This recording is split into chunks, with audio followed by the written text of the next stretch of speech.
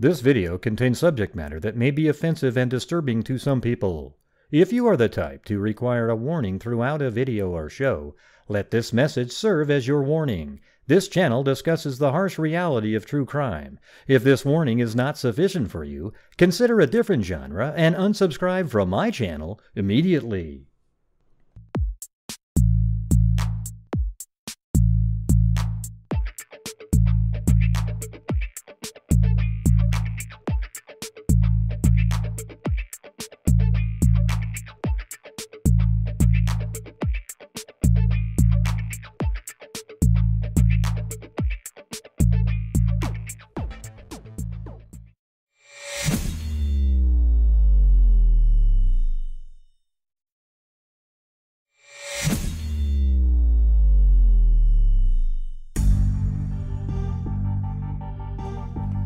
I like starting an engine. I always kind of like that. Redoing it again. Hey, we're going to take phone calls a little bit later. What? What happened? Look it. What happened? You just look at when there's an error or problem. Unless I happen to say look it. Did you hear Gray? He was telling him how to say it.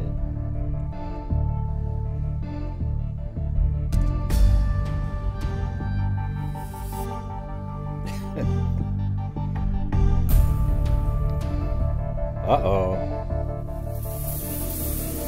I won't dare throw myself in prison at the beginning of the show.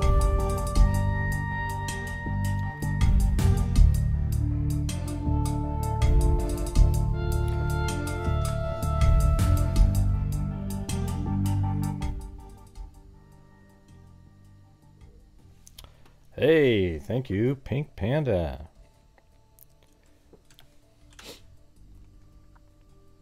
Very cool. Thank you.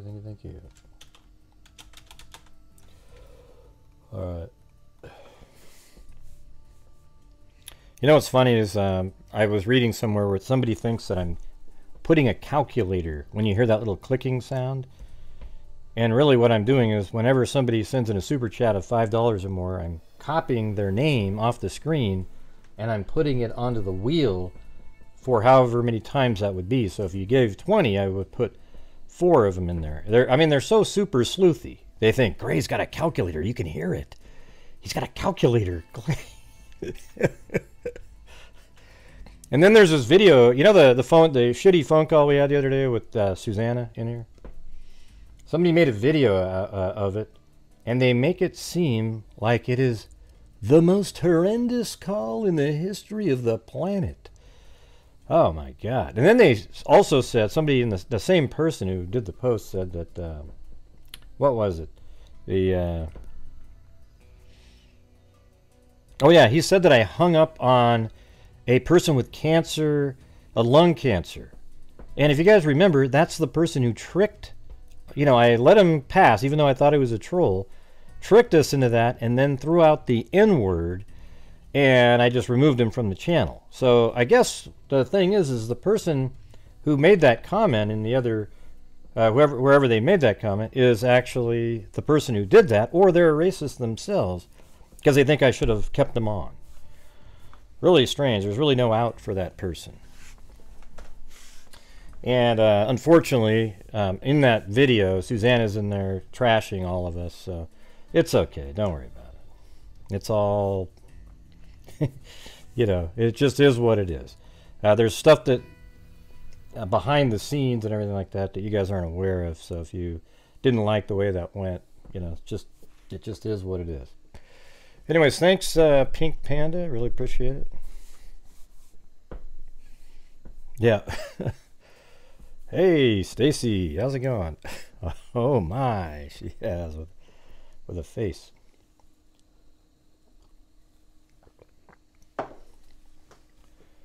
Wow. To buy crayons or pencils at commissary so you can do your cellmate's makeup. I know it's a keyboard. I got banned from a radio show because I kept getting it right too fast. What?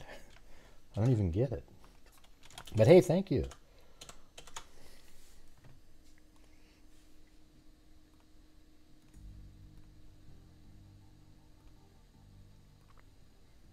so quiet. Oh yeah, guess what? It's a there's a 4-year-old whose birthday was on the 10th, and you know, she wanted Mary Lou to sing the happy birthday, right? From one of the freaks in here. So one of their kids wanted Mary Lou to sing, and I gotta go find Mary Lou really quick. Where the hell is that? Is that over here? No, I think it's on. Is it this one? Oh yeah, I think she lives on this screen here. Where the heck is it? There she is. And that is about what you would think, right? Mary Lou might look like. So Mary Lou, you got to sing. It's Maggie's birthday today, 4 years old, or 10 on the 10th, not today. I'm sick, I don't want to sing. You sound more drunk than sick. What do you mean you can't? What do you mean you're not going to sing? I don't feel good, Gray. Oh my God, who's gonna sing then? What does John play? I can do a great watch. Happy birthday to you. Happy birthday to you. You're terrible, John Boy. I'll sing it even though I'm sick, everybody. I'm gonna sing it even though I'm sick. Here we go. Happy birthday to Maggie. Happy birthday to Maggie. Happy birthday, dear Maggie.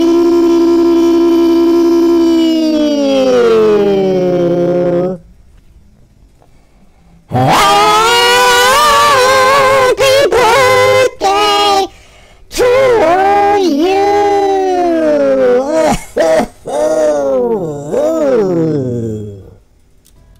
Wow, that was that was terrible, Mary Lou. But at least you sang while you were sick.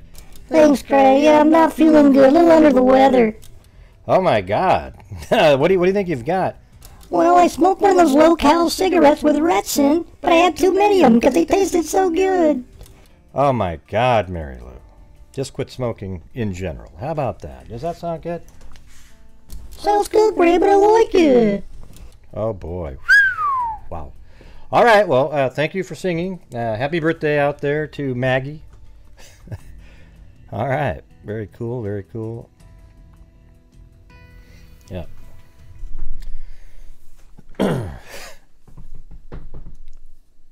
Let's see.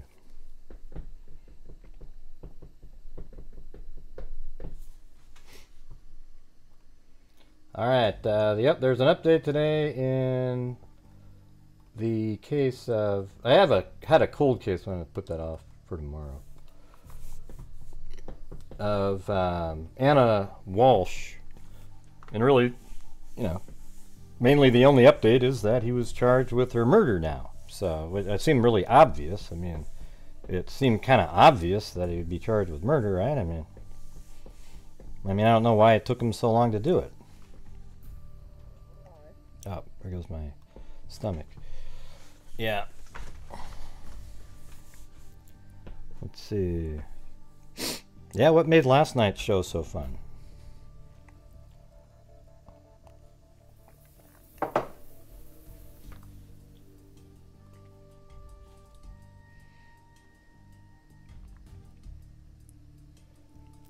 Yeah, and you know, his phone pinged a couple times by garbage compactor places. We already knew all that.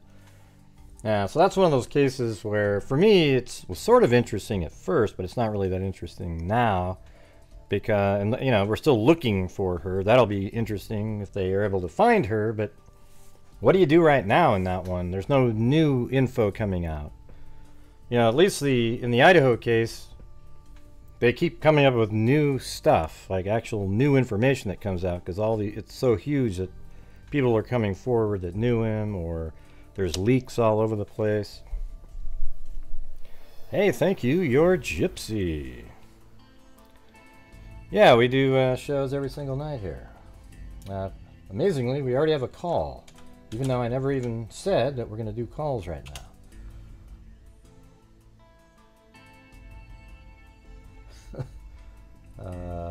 Let's see what happens. 610, you're on. Ray. We weren't even doing calls yet, and there you are. What, are you going to sit there for 3 hours? Sorry, brother. I just walked in and turned you on and seen the numbers. I was like, I got to call in, man. Yeah. My bad, buddy. Yeah, I just wanted to thank you for covering the Beth Ann Piper case, man. Yeah. Brought back a lot of memories. I am friends with her little sister. Oh yeah. And yeah, and unfortunately, her sister Stephanie, her son got murdered last summer at a gas station. It's just a robbery, and it's unsolved too. That's cold too. So I mean, she went through. She's been through the mill there. But yeah, I mean, it was a crazy case. I'm a little younger than them, but yeah, we used to drink in that cemetery and everything else, and it was just like a shock, man. Well, what was you were saying something like, what's information that you have that wasn't in those articles? Well, I mean, just the details of it, and you know, I don't know.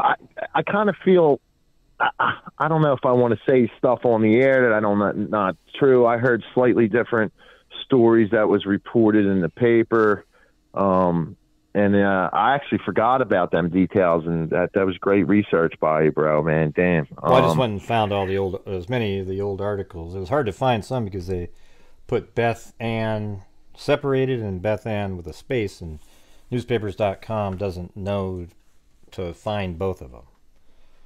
It's kind of weird. Yeah. So.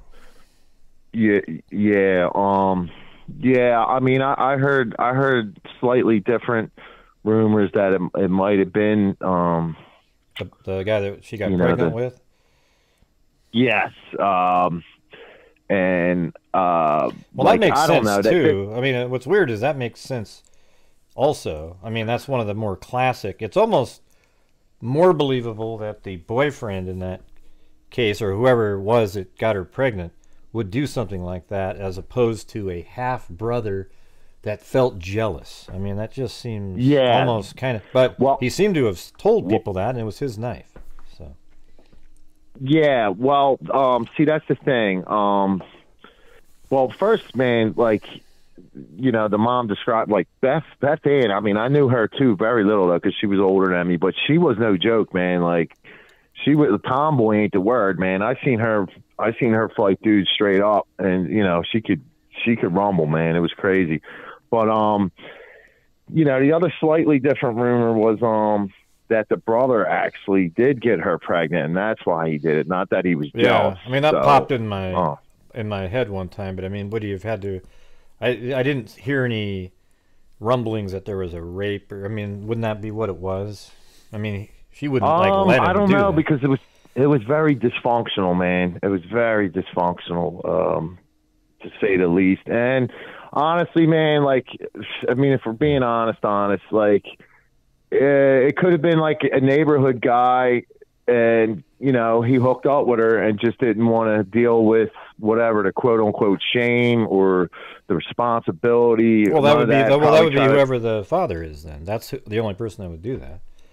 Right, but that was never definitive too, because I think, you know, she might have messed around a little bit. But well, my first thought in the case was it was a half brother. That means the baby was his. I mean, this literally is my first thought. Like, that's his brother, because that would give him. I mean, that baby was his, so he was like, I gotta kill her because I don't want this coming out. You know, incest. Right. And it's also, you know, it's just weird, right? So. Yes. But then none of the articles seemed to indicate that at all, so I kind of just dropped it. Yeah, no, I'm with you. And again, like with your research, I forgot all about, and I don't even know if I clearly remember that he said he was jealous it wasn't his kid. I mean, that is like, you know, that's a 180 from, and I actually knew him a little bit too, and he, you know, he had a quick temper, but he was always nice to me, man. But you know, that don't mean nothing with that kind of shit going on. But like, you know, it could have been a neighborhood guy, and you know, he probably tried to talk her into having an abortion. She said no, no, no, and then you know, he like you said, he got desperate and did that. And you know, there's that area, man, for some reason is like, I don't want to say curse, but you know how you did the map of all the crimes like right before that, like all the murders right down that one street. Yeah. It's kind of similar in that area where poor Beth Ann was killed in the Fernwood Cemetery, and then there's this little med pad, it was called. It was a drugstore. I used to get candy there all the time. The nicest couple, and they broke into there and killed that guy like a year later. Well, it just kind of seems like it's more like going to be either the half brother or the other individual. But I want to get to what I was going to be talking about, but I didn't want you sitting on hold for 35 minutes. Oh, no, I appreciate it, man. No, I was dying to call in last night and thank you and just go over some I think of I that, saw man. you. And Were again, you on hold? Because right when the show ended, I was like, oh, wait. And then something hung up. I didn't even see it. Yeah, dude. But I called, like, because the numbers weren't up until you started doing the Man, the you're just like, cool-ass just outro staring at rap. the numbers. As soon as those numbers are up, you just like, bang, right? Dang, Like- yeah, I was on it, brother. I mean, my God. Gotta get my grade popped up call there in, for man. It popped up there for 30 seconds, and you're all over that shit, man. I was, dude. I got you because I got it stored. You know, it's the same Zoom number to just get through. So I was like, bang. Yeah. But yeah, man, I appreciate it. I'll let you get back to it, brother. All right, Thank you, man. And I got a couple other cases I'll throw at you later on. But thank you, man. Yeah, cool. Yeah, that was a good one. I liked it. It was interesting. All right, All right, thank you. freaks, stay safe out there. All right, right. take See ya. care. All right, bye. See. Joey. Yeah. Yeah, last night we were talking about Beth Ann Pfeiffer, either as Beth Ann one word or two words. It's more commonly with two words. And we talked about last night in Pennsylvania, and she was a girl that was 7.5 months pregnant. She was found murdered in the far corner of a cemetery about 50 feet from the water in that corner on a bank. And apparently she'd been stabbed to death and strangled to death. And her half-brother admitted to somebody that he did it. And the knife that they actually found at the scene was his knife. And he went on trial for it, but it was a hung jury. So there's always that option, I guess, to, you know, try him again. And he was just calling in to fill us in a little bit more about that. All right.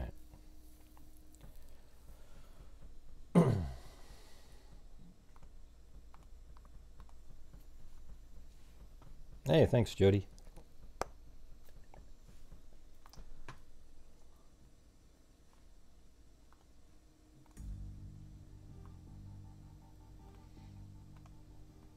Okay, the first one I want to do is Brittany T here. So let me play there's a press conference. Brittany, well, first let me just show you this, I guess. So that's her right there. And, you know, police are asking the public for help in their search for a missing Brookfield woman. This is in Massachusetts. Brittany T, 35, was last seen Tuesday night leaving her boyfriend's house. And so when they say last seen leaving her boyfriend's house, every time I see that, you know, you say to yourself, well, who's the one that said, how do you know that she was last seen leaving the boyfriend's house? I mean, we always just go, oh yeah, so she was last seen, but you gotta ask yourself, who saw her leaving her boyfriend's house? She was reported missing on Friday. Local and state police searched the neighborhood of T's boyfriend for clues on Sunday. Police dogs tried to pick up a scent in the woods near Lewis Field. Let's see. Hold on. Oh, that was it right there. Let me see where Lewis Field is.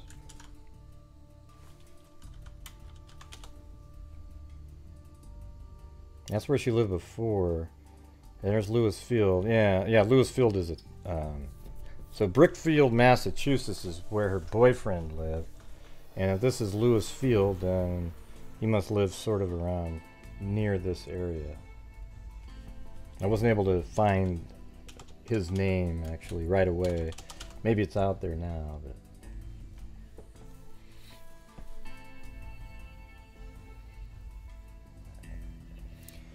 yeah, I mean, when somebody says, oh, she was like, you know, when everybody says that and they go missing and their car is at the house and everything, it just that doesn't look good, you know. Doesn't mean that he has something to do with it, just like I'm saying, but that would be the most logical, already be the most logical place to look to start, right? Police dogs tried to pick up a scent in the woods near Lewis Field, and a drone secured the area from above. A group of T's friends gathered at the police department to join the search, but investigators feared they might unintentionally trample important evidence. I know the urge is out there to go and help in the search. There's the drone over there. Right now, but we're asking you to please do not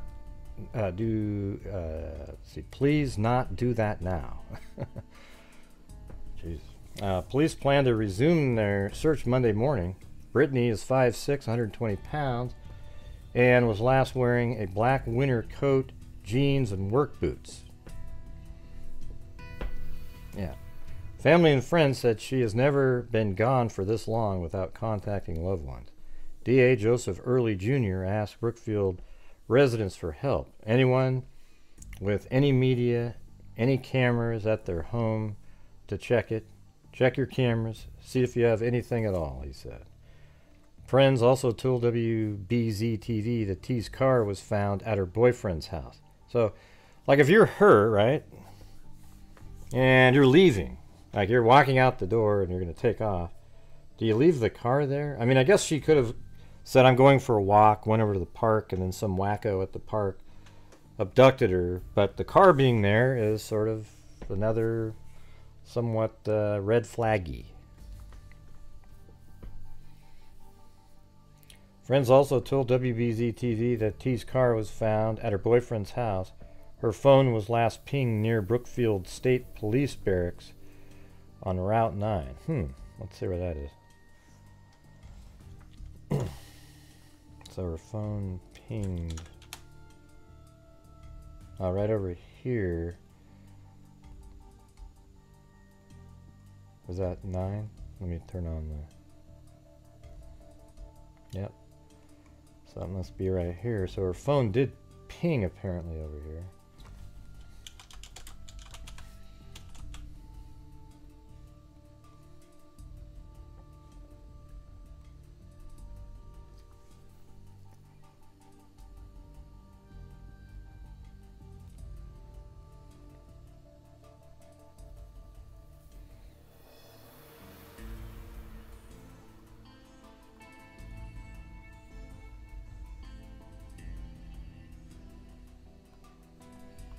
Yeah, but but it's so close to everywhere else.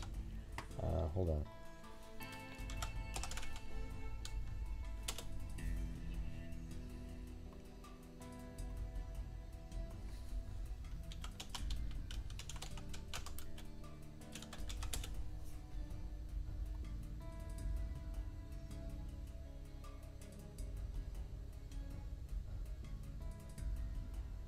Is that? That's not. That's too big.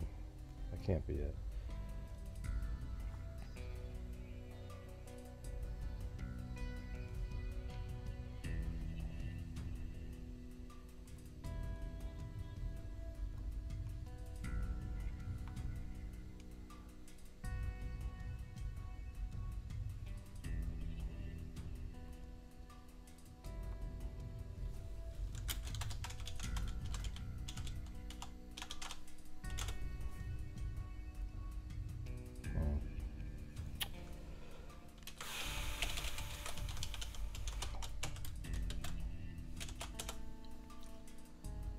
Doesn't look right.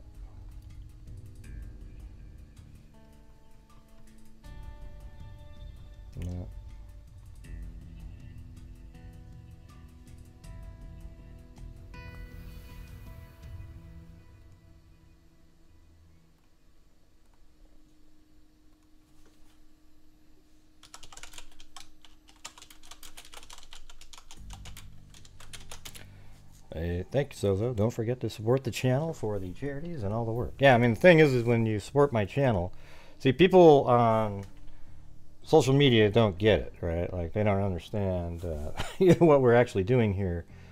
Like, you guys are my employer, all of you that watch. It's nobody else. And from the income, I donate over 50% of the net revenue to YouTube.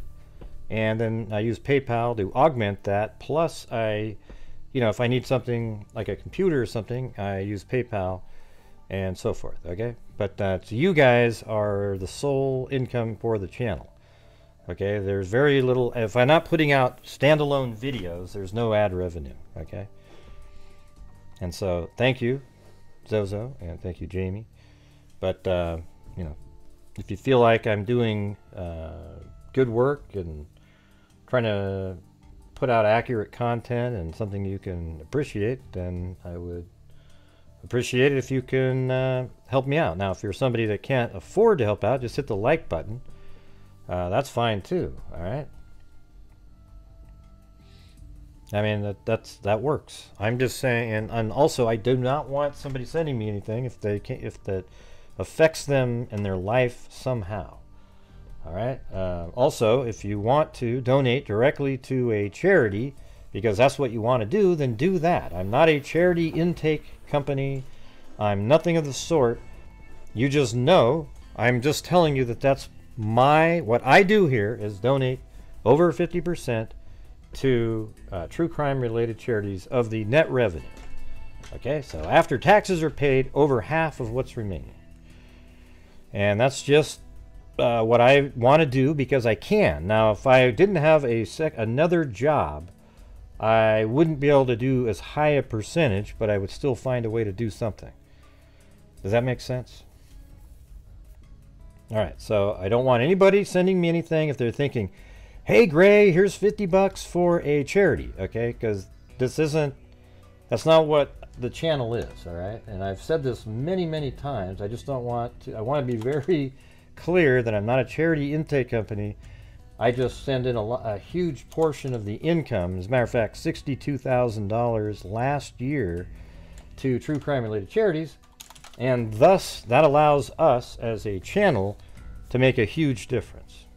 And for some reason, there's people out there that don't understand that. I mean, it's really quite startling to me. They think it's like this scheme. You know, I mean, I don't have to do anything. I could literally say, I could do one show a week and just be like, yep, just stick with my regular job and anything. I can tell you this, $62,000 would not have gone to any of the charities. There would have been some, because you guys obviously would probably donate to charities, but I guarantee it that it wouldn't be the same amount altogether, right? Like it just...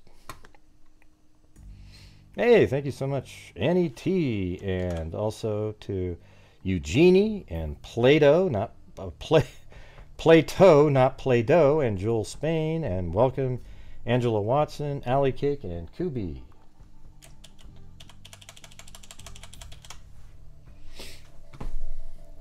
Yeah. And Scouting Dude, and that's why you're the only YouTuber. Hey, well, thank you so much. Appreciate it. You know, what would be really cool is if I got to a point where I had enough members where that's all the income that I would need, and then I could do like every super chat. The super chats, like PayPal's, or I don't know. We'd have to figure out some other way to do it, But it'd be cool to like all the super chats go to, because YouTube takes their cut, right? So then, after taxes, the whole amount, if there was enough members. Like if I had 2,000, or maybe not 2,000, it'd have to be like 3,000 or 4,000 channel members, because most people pick the one that's $1.99, so you got to get it up there. But maybe someday, right? Maybe someday. Hey! Nice to see me. Who are you?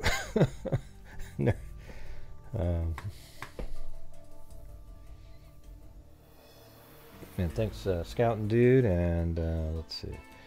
Teresa Dean, and welcome, Riptide Crime.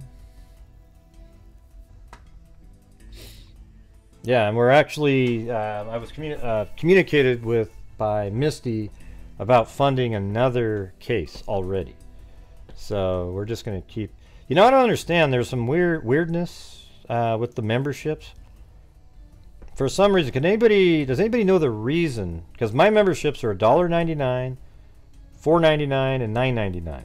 But there's some people it shows up for them as $2.99, $6.99, and I was thinking that was Canadian or something. Maybe they're like adjusting it for them, but I really don't know what the hell that is. Anybody? I don't have a $2.99 membership, so I don't know where that comes from. Makes you wonder if YouTube's just kind of tricking people. Yeah, but the people that see it aren't from Canada. So that's confusing me. Yeah, weird. See, there you go. Look at, that's absolutely crazy. I'm gonna have to get on and ask them about that. Okay, $2.99 Canada. Right, there you go. It's interesting, isn't it? Is there any possibility, the ones that say $2.99, or maybe you get taxed where you live? Is that something? Is that a thing? I didn't think of that, but maybe there's certain cities and towns that states that charge tax for that. Okay, I guess that makes sense. All right. Yeah, you wouldn't think there would be, but sometimes there is, though. Like a lot of in other countries, you can't even watch certain things. It's bizarre. All right. Anyways, let me get back to what I was doing. Thank you, guys. Appreciate it. I'm just looking for maybe a cell tower around here.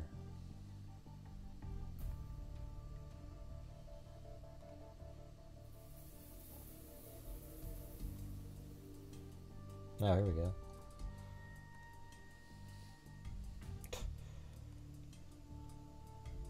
Okay, there's a pond. This is Brookfield. And that, maybe that pond? That looks like it. Yeah, the road curves. And so maybe right in here, there's a cell tower. Let's see if we can find it. Yeah, let me try to be more accurate here. So road turns, and it should be like right in here.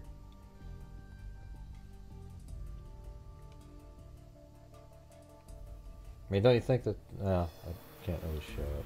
Just a second. Yeah, maybe that's not it.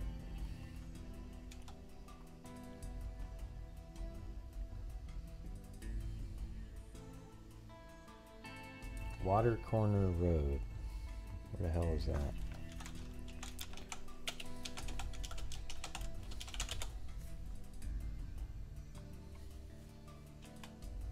No. Wait. Corner Road. Oh, so it's up here. That's a different pond.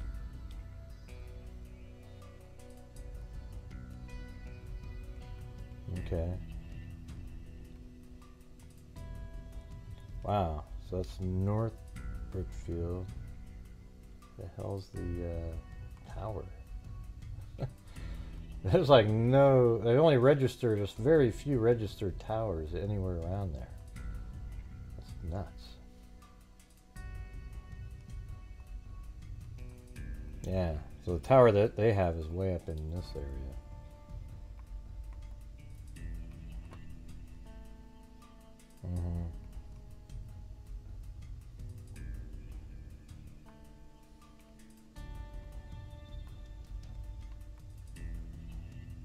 Okay, I see that. Straight across. I get somewhere in this area.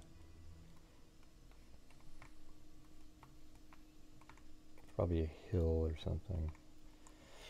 But anyways, that's too far away from down here, so...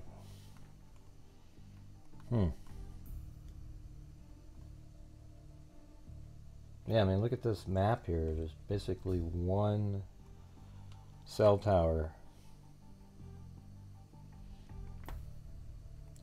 No, that's in the north. Let me go to the...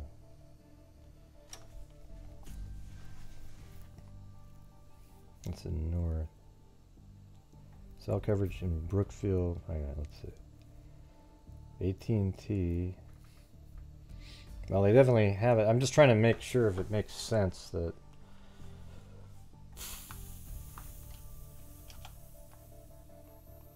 So this is where her phone pinged. They were looking on this field here, so he must live close to here. And then her phone last pinged around in this area.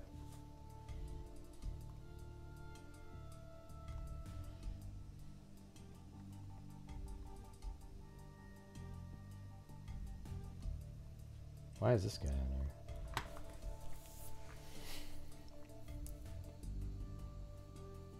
Yeah, so it said on Route 9, her phone was last pinged near the Brookfield State Police Barracks. So, man, wouldn't that be weird if her phone was in a car while she was being transported after being unalived? I was actually watching a murder trial today. To be honest, I was watching on Chasing Truth, and somebody typed in the chat, well, what do you think happened? Do you think he was unalived before the... And I just went, it's murdered, you guys. Wow. Unalived. And they were like, yeah, what's going on with that?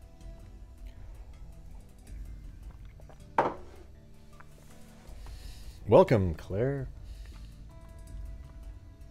Alright, that's the first article. Let me get to the next one. I have a press conference here, too. It's like 6 minutes long. Mother of missing Brookfield woman, Brittany. Okay, is this the house? A trooper of tracking dog for clues. Okay, 18 Main Street. So that must be the boyfriend.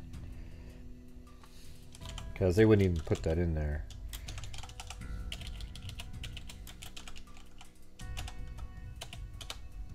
Ah, darn it.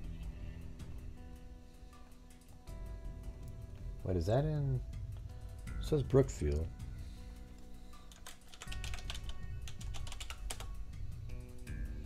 Yeah, see how close that is to the ballpark? See, I told you it was going to be there. So I think this might be the boyfriend's house right here.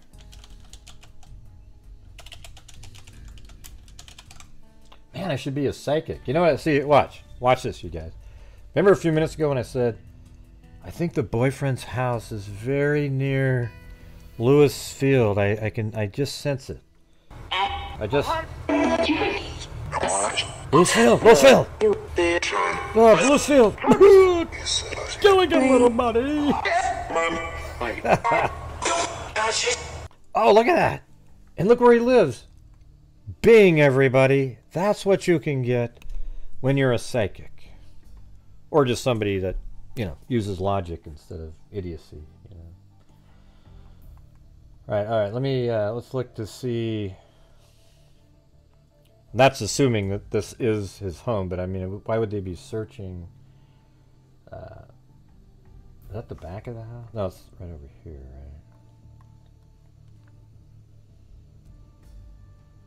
Yeah, I think the cop's looking in here, maybe. On that door right there. I'm just looking to see that little overhang there. And you just can't see it. And then there's... Yeah, that is. You can see the metal rails right there. They're right here. Yeah, so he's looking in the side right there.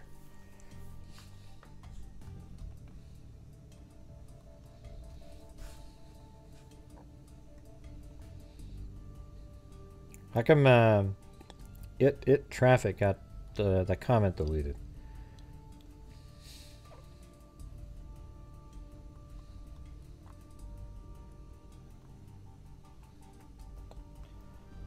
Yeah, this is from 2019, so Probably nothing. Alright, let me save this, what I got here. A helicopter circled much of the town, and officers on foot combed fields and forests Tuesday afternoon. I'm going to have to check cell data coming up here. In an interview Tuesday morning, as the search intensified, Susan T. spoke of the, I think is that the mother? Hold on. A helicopter circled much of the town, and officers on foot combed fields and forests Tuesday afternoon. The mother, there you go, of missing Brittany T. held out hope for safe return of her daughter. I just want her home, Susan T. said. We want her home. In an interview Tuesday morning, as the search intensified, Susan T. spoke of the worry and concern that has filled the days since she learned her daughter was missing. Brittany, who was 35, was last seen January 10th. Her family reported her missing 3 days later, according to authorities. Thank you, Valerie, for dowsing rods. Yeah, I'm not a big fan of dowsing rods, you know. People claim they work, but you know what the reality is? There is so much water under the ground that you'll eventually hit something. And what they always tell you, when they get a hit but there's no water, guess what they hit? Type it in, everybody. What are they sensing when it's not water? The answer is blue clay, everybody. Blue clay. Oh yeah, must have been a big pocket of blue clay down there. No, come on. They always say the same thing. Yeah. A sprinkler. Shit. Yeah, there is basically groundwater just about anywhere, and you just drill enough holes and you'll hit one. But the times you don't get it right with the dowsing rod, it's just, that's not true, Gray. My uncle was fantastic at it. Now they've had the art of pretending that it. Yeah.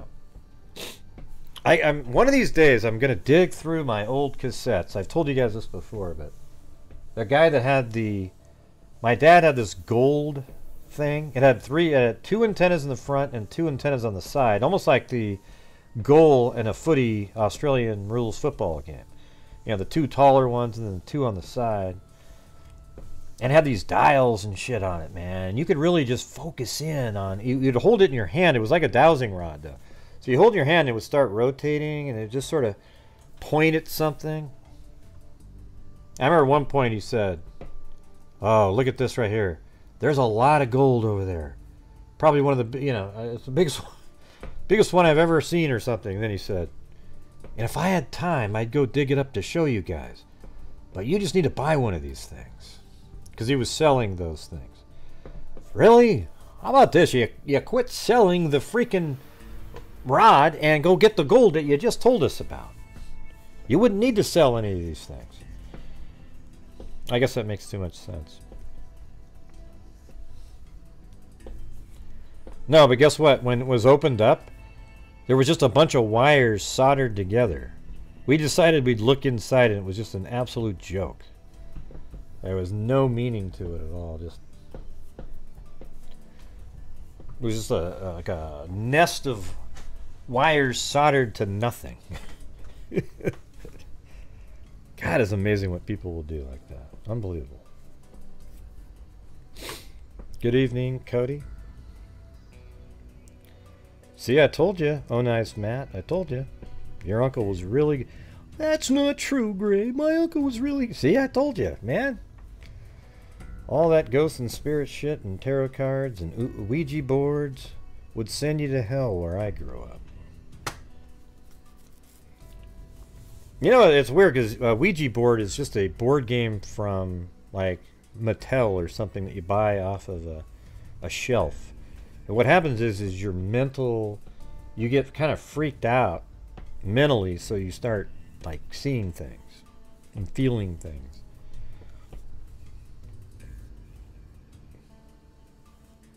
Oh, come on, Leah. They're actually a board game, okay? They're no different than spirit box on a cell phone. That's not true, Gray. I played it one time and... Yeah, it is scary because you mentally think that, I mean, I remember I did it with these people one time. You sort of start freaking out about stuff because you just let yourself go there, right? You just kind of... This is when back in college.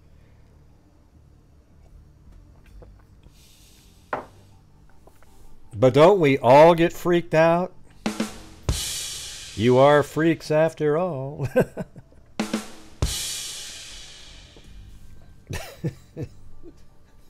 That was pretty good. Come on!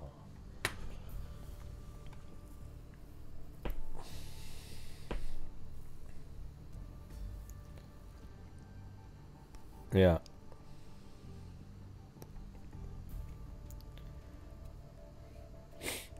Yeah, so don't worry, you guys.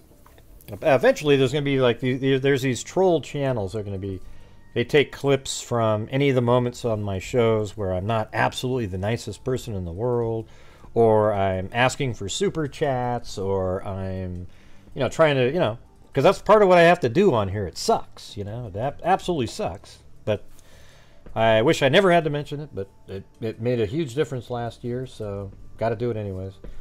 And they're going to put it all together in a montage. You know, the times where I'll say, all right, you guys, I'm putting myself in prison, and we are not going to continue until I get bailed out, right?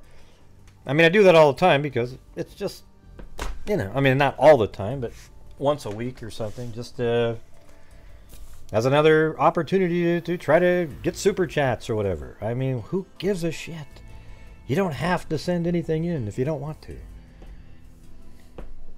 But anyway, somebody's going to put together these videos, and when you watch it, they'll probably be all in a row, so then you'll probably go, wow, geez, whoa. But you got to picture, I do 365 shows a year for 3 to sometimes 5 hours every single day.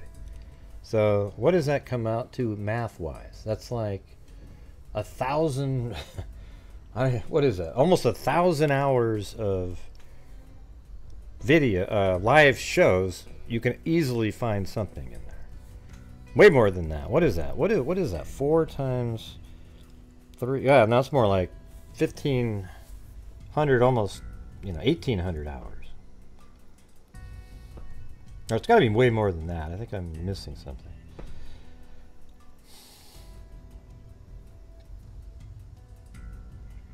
Yeah, it's a huge amount of time.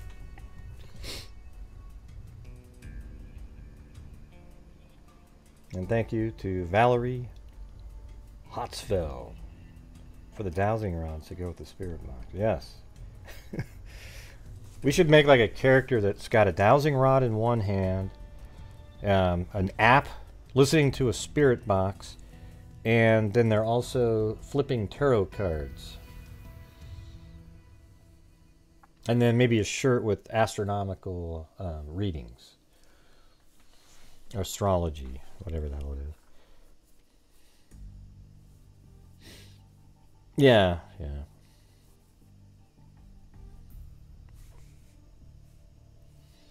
Oh yeah, there's tons of them. I got like... Because I'm so mean!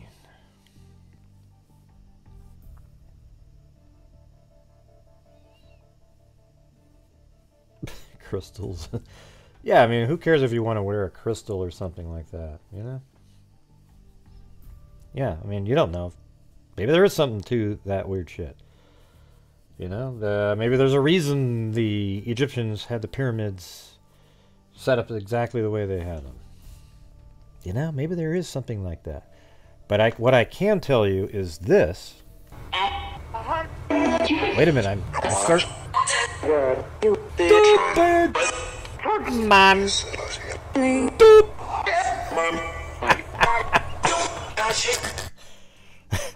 The only thing is we know for sure. I gotta tell you, you can listen to that 1,000 times, everybody. But batshit is clear as day right at the end. Just listen one more time. The very last line. At a hut. At a hut's clear. There's somebody. Bad shit, man. Boom. Right? But I think that one part, the guy goes, I think there's somebody out. Right, look at, I think there's somebody out. He's about to say there's somebody out there, right? Come on, listen to that again. Forget it. Gilligan, little buddy. Skipper. All right. Thank you, Cindy Lynn.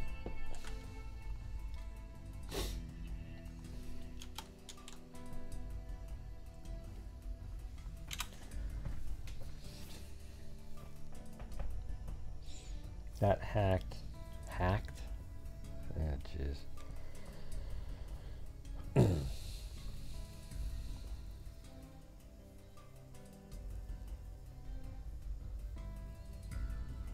Okay. So this is the next article. Sorry, we're kind of getting slow here. As a helicopter circled much of the town and officers on foot combed fields and forests Tuesday afternoon, the mother of missing Brittany T. held out hope for the safe return of her daughter. I just want her home, Season MT said. We want her home. In an interview Tuesday morning as the search intensified, Susan T. spoke of the worry and concern that has filled the days since she learned her daughter was missing. Brittany, who was 35, was last seen January 10th. Her family reported her missing 3 days later, according to authorities. Susan T. said, who lives in Spencer, it's not like her daughter to not contact her family, to check in on, to share her whereabouts if she were leaving for any length of time. Hey, thank you so much, Caligal3. And I have 103,000 followers on TikTok. And tell all to follow you. Oh, do you? Hey, thanks, man. That's nice of you. I've never got into TikTok. I think they're about to get rid of that thing here, aren't they? What do you think? Sounds like the United States is trying to figure out how to ban TikTok.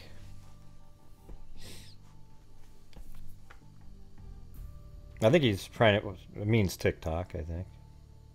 I mean, it's the only thing I can think of that. Welcome, LW. So the mother said she's amazing, she's very strong, she's loving. Susan T. said of her missing daughter, this is totally out of character. Brittany's mother says she doesn't think her daughter would run away on her own. No, no, no, Susan T. insisted. I do not think so. In my heart, absolutely not. So, you know, there we go. That's sort of implying that she didn't run away on her own. Could mean that she left with somebody, or it could mean that she was...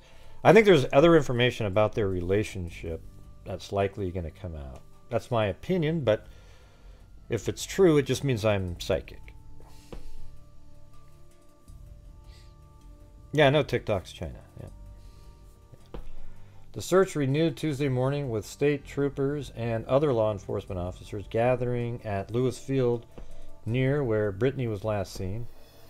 A group started combing... And by the way, what do you do on TikTok up there?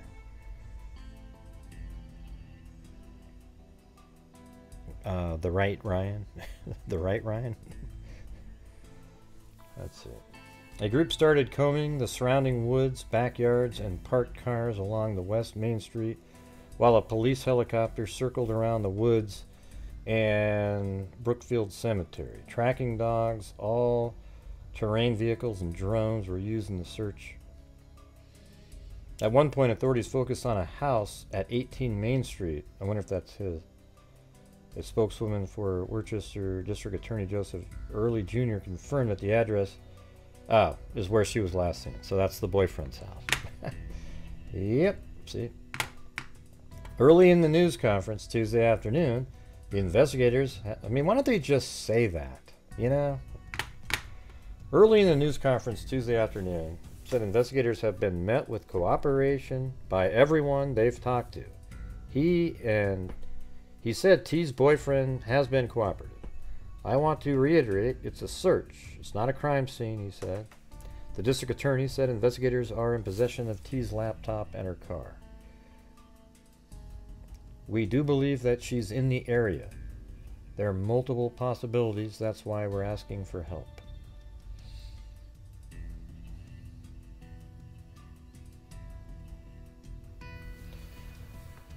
Susan T. said her daughter once worked at Bay Path Spirits in Brookfield.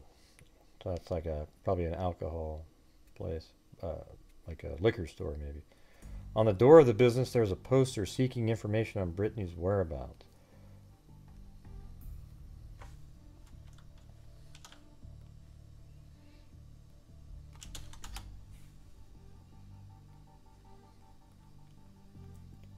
So she used to work here.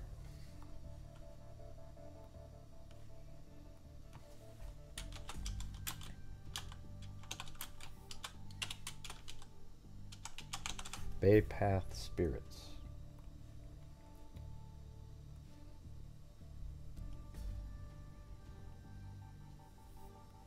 Yeah, looks like a liquor store. What do you call it?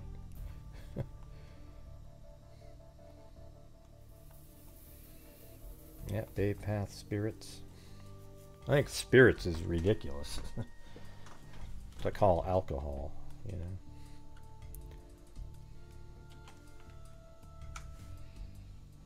Yeah, that's where she used to work, though.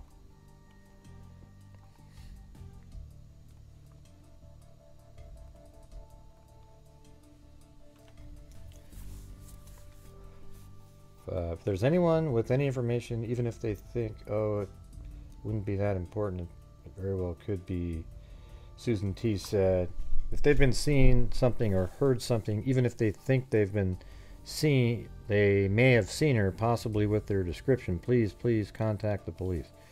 T is described as 5'6", 120 pounds, with brown hair and blue eyes. Police said she was wearing a black winter coat, a hoodie, jeans, and work boots. We're dealing with what we have. Now there's just so many things we don't know right now. Early said Monday during a news conference in front of the Brookfield Police Department. Let me just play the that little.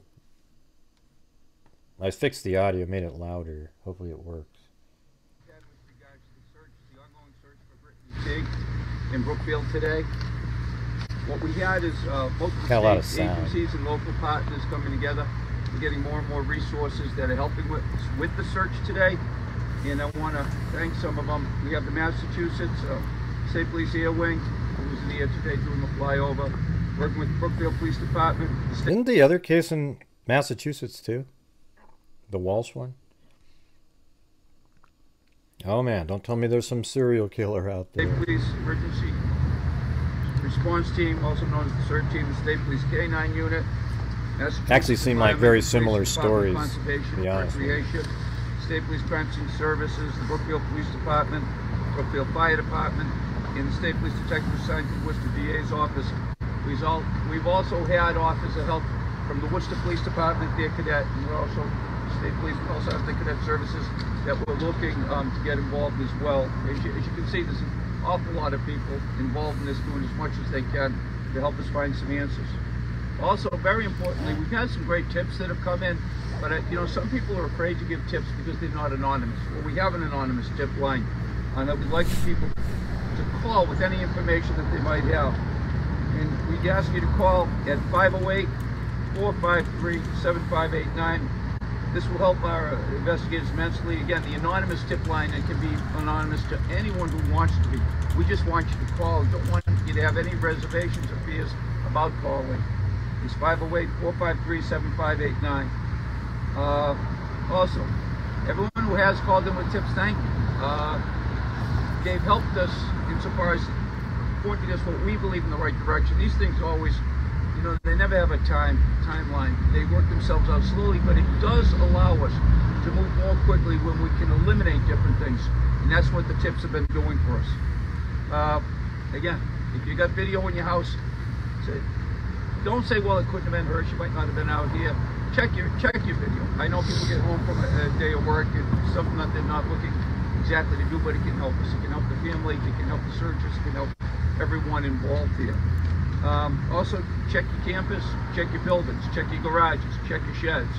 Anything that is spot where a person may look to get out of the elements, just take a look. As a reminder, Brittany was seen last Tuesday on January 10th leaving a residence on Main Street in Brookfield.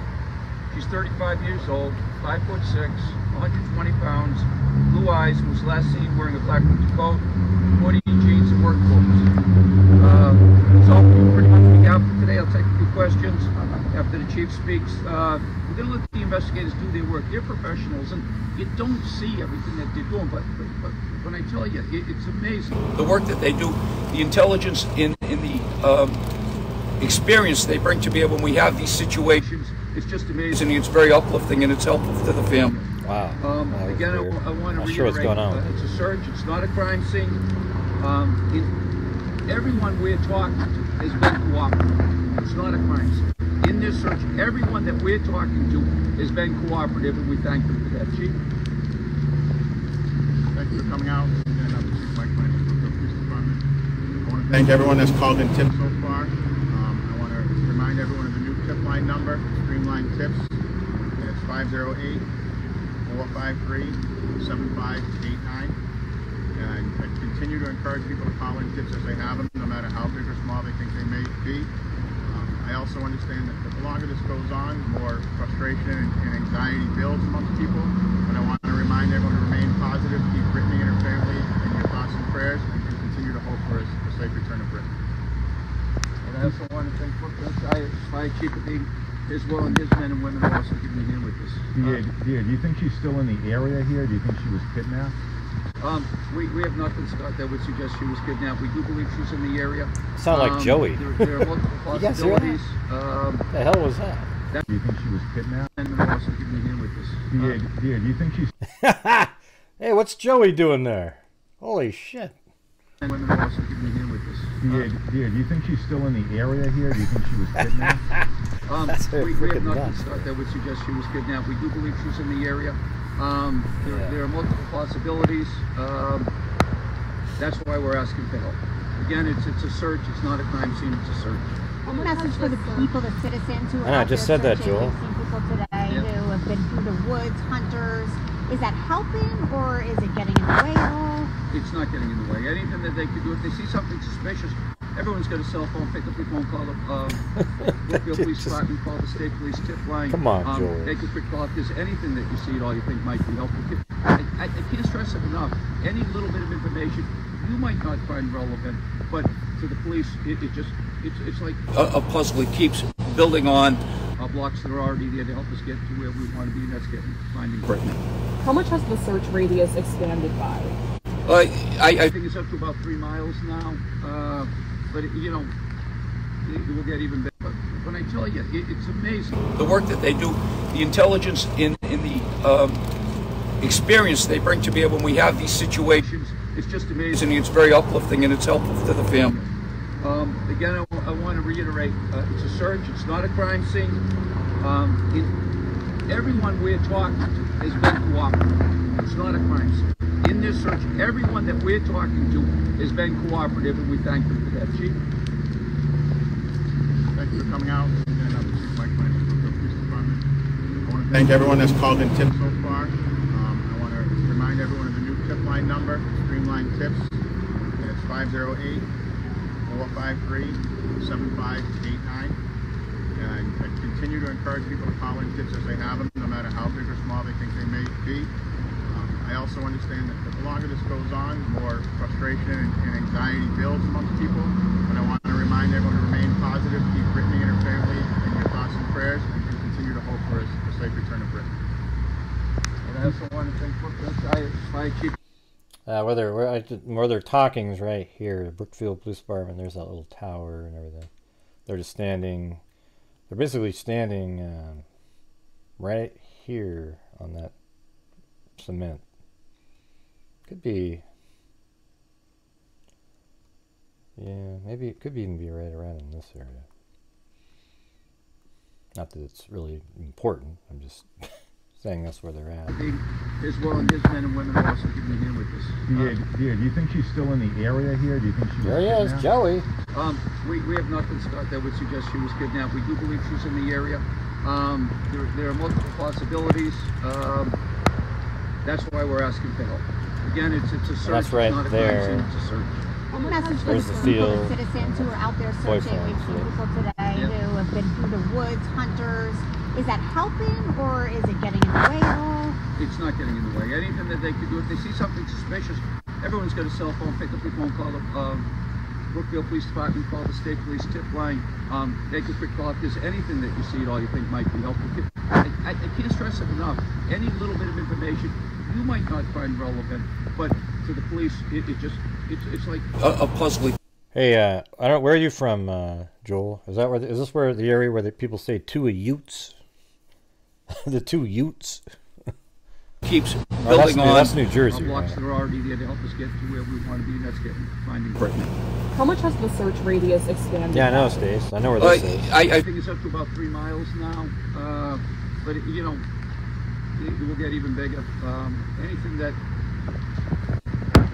we need to do with regards, they need to do with regards. Oh yeah, I knew it was in my cousin. I know it's in my cousin Vinny, but where were they from? We're looking at her cell phone right now. We have her cell phone, we have her laptop. Those are the things we're looking at. We have her car. That's been inventory. Brookfield Police Department yesterday. And do you have a cell phone in the laptop? Yes. Was that a recording of social security? No. I wasn't involved in the search, but the search I did witness the other day was going through a car. Yeah, that's what I thought it was Jersey. Whose vehicle was that today? The skis being I don't know. He is the last person that saw her being cooperative with the police in terms of what he knows. Yeah, he is. So he's not a suspect in her disappearance. Well, hold on. This is the key question right here. I don't know. He is the last person that saw her being cooperative with the police. Is the last person being cooperative by police? That's the boyfriend. In terms of what he knows. Yeah, he is. And he said, "Yeah, you're being cooperative." So he's not a suspect in And they said, "So he's not a suspect?" her disappearance. No, again, Scott, there are no suspects right now. He just said, "Well, he didn't say no." He said, "Well, right now there's no suspect." So yes, he's their main. Obviously they're looking at him. Doesn't mean that he did anything, but I mean, you got to admit, like, he's the last person to see her. Her car's there. Her family says she wouldn't just take off like that without her car. The boyfriend's been very cooperative with us. Everyone's been very cooperative with us. Yeah, and so he didn't want to single out the boyfriend and say he's being even more cooperative than everybody else. He says everybody's being cooperative. And that is encouraging. We've been through a lot of these investigations. When you got everyone cooperating, is it a good sign? Yes. In terms of whether or not it's a search or a crime scene. Yeah, I mean, she could just be gone on it. She could just be gone on her own free will, I guess, But yeah, you're right.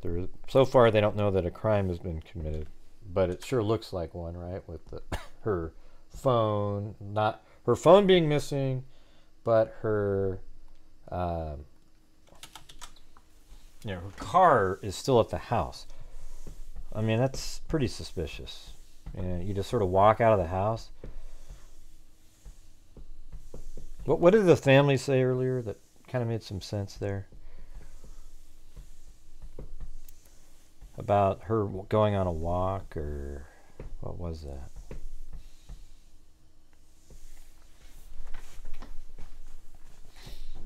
I don't know. What do you guys think? I don't want to...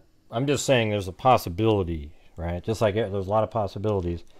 But in this case, you sort of point right. That's where you're at. The last person. It's very similar to the other case.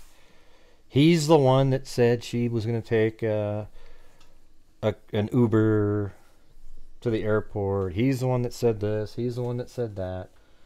And, so that's why it's most likely that. But it doesn't mean it's so. Because she very well could have left the house, I guess, and just went over to the park to think about something, and then there was a psycho there. But the odds of that are really low. I think everybody knows that. Thank you, One Sly Angel.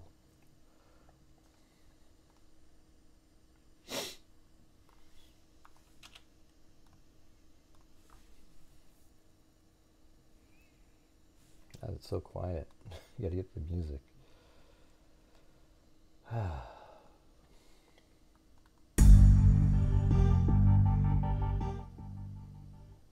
There we go. Something.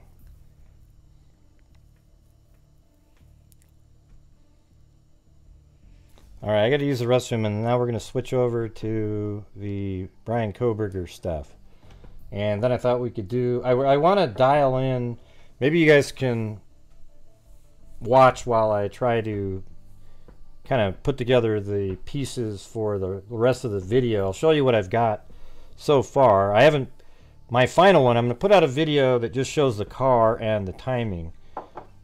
Probably tomorrow sometime. And then I'm going to put out all of that, including my, the animation of my theory inside the house.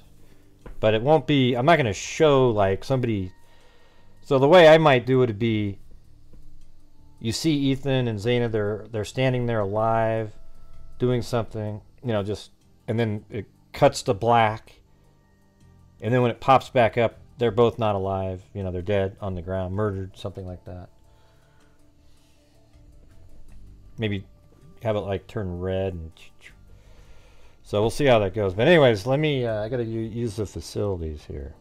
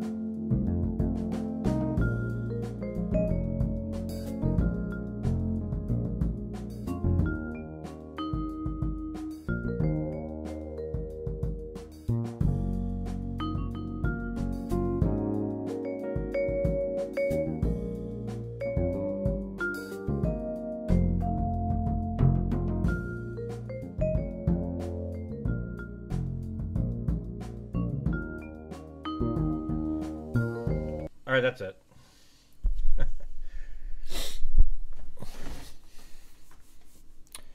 Yo, KK, how's it going? Haven't seen you for a few days.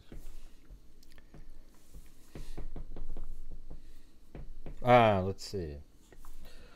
Oh yeah, so I've sent out 21 notebooks today. I got another 13 to go. I need more envelopes. They'll be here tomorrow.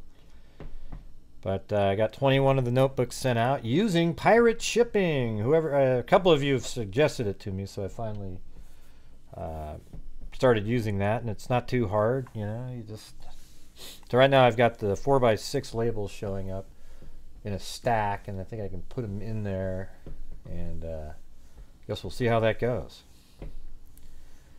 Yeah, it's not much more. So LMM saved me a lot of money by having it go to book price, but you know, their price is, you know, maybe 60 cents more per, you know, and the hassle of going down to the place is minimized by being able to just print them here, and I just go down there and drop them off into a bin instead of standing in line. Today I went down there, there was like 30 people in line. Forget it.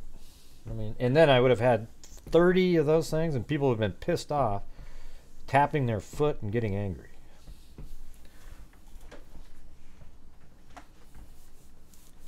Yeah, it's amazing. I don't know how they get such a cheaper price like that. Literally $1 cheaper per package than regular first class mail, even though it's exactly what you're getting. So I don't know how they're getting a... Is it really free of charge? I saw them say that, pick up, but I wasn't sure what to do with that. Do you just leave it outside, or... Who's they, by the way?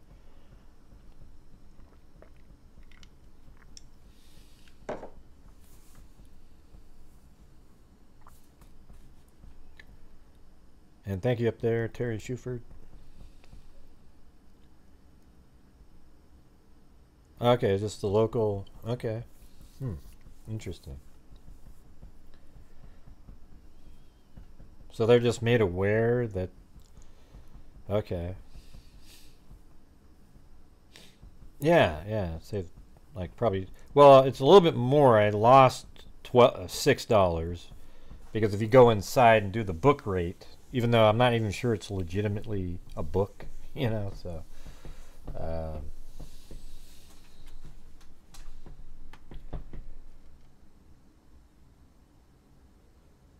yeah. I just use United States Postal Service. I think it's cheaper.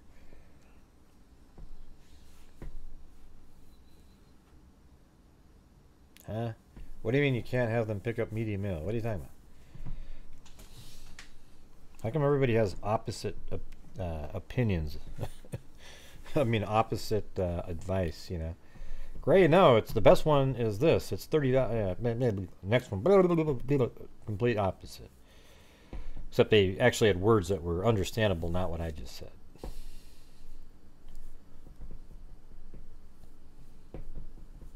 Oh yeah, there are porch pirates out there. Don't forget that.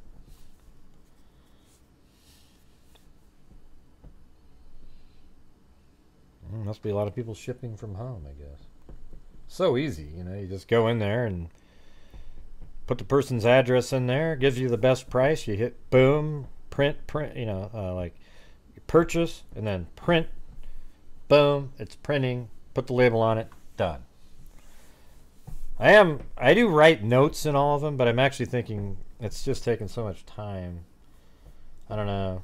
Maybe there's some... I mean, I like writing a note or something, but a lot of times I'll just say, hey, thanks for the support. You know, be safe out there, or some stupid shit like that. But at least it's something.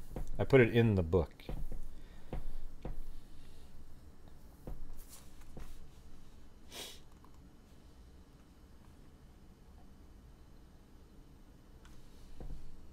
What's this one? Hold on. Yeah, I think I have that one, but let me make sure. Somebody just sent me another article. Or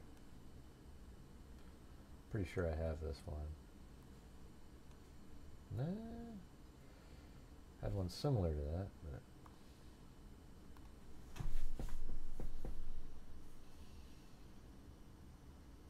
I guess hold on a second. This just came in randomly.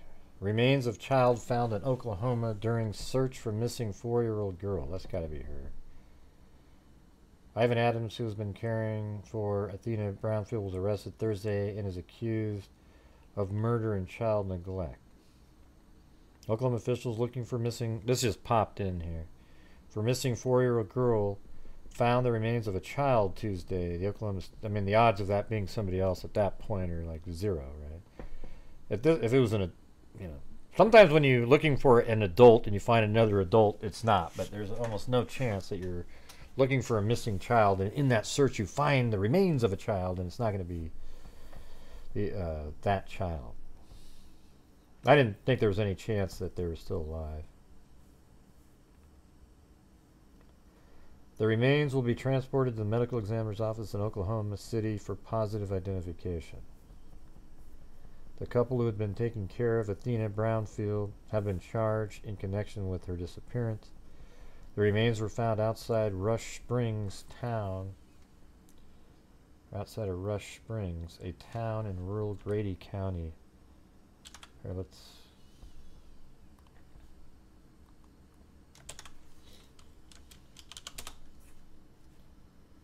see where that is.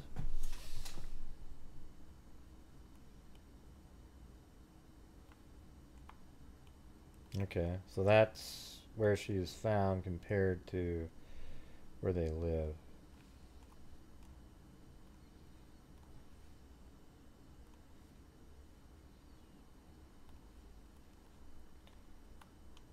So somewhere around in this area. I'm just going to put a pin. Sucks. The remains were found outside Rush Springs, a town of rural Grady County, about 60 miles south of Oklahoma City. Rush Springs is about 25 miles from Surreal, which is where a postal worker spotted Athena's sister wandering by herself this month. On Monday, after a week of looking for the girl, investigators said their search has shifted to a recovery operation to find her remains.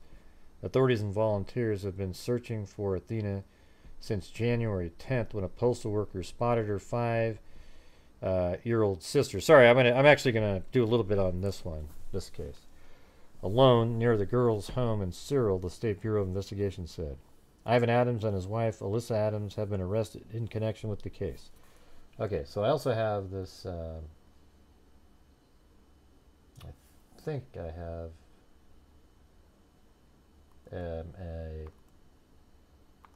there was a site with a document on it. Shoot. I'm trying to open it up right here.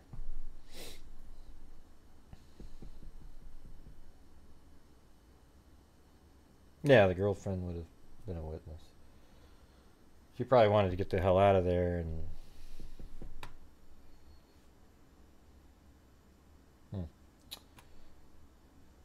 Weird. This thing's not opening over here. Whew. Let me try it again.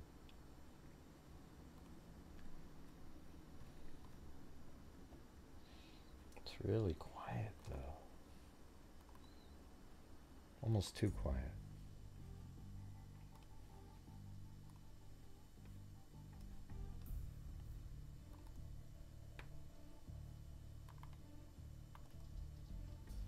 There we go. On January 10th, 2023, 5-year-old, that's the one older sister, Athena, I think, was located wandering near the residence of 225 West Nebraska Avenue in Surreal, Caddo County, Oklahoma, by the male person, Macy Turner. Turner called the local police, and Surreal Police Chief Garrett Rainey responded. Athena was forensically interviewed and disclosed she had been home alone. God, this is almost exactly what I was picturing. And she was tired of being alone. Rainey received a call from one of the caretakers of Athena, Alyssa Adams, who asked where Athena's 4-year-old sister, Athena, was located. I don't know what this AKA, I don't even know, was located. At that moment, it was learned that Athena was missing. Athena reported she called Alyssa's mom and Allie and called Alicia's husband, Ivan Adams' dad. Okay, so she didn't physically call somebody. She just reported that she called Alyssa, her mom, and Allie, and then called Alyssa's husband, Ivan, dad, and Uncle Ivan. Athena and Athena's biological mother, Jasmine Brownfield, left Athena. I mean, she should be in trouble too. I mean, what a... Athena and Athena in care of Alicia and Ivan approximately 1.5 to 2 years earlier. Who the hell are you? You're the one that gave birth to him. You just sort of drop them off with two wackos? It's a little bit similar to that. What was the other case that we just did not too long ago where the grandmother had custody, then she gave her daughter, then the kid died? I quit covering it after all the crazy people started doing it. But it's so similar to that one. Just really... Yeah, Lilani, right.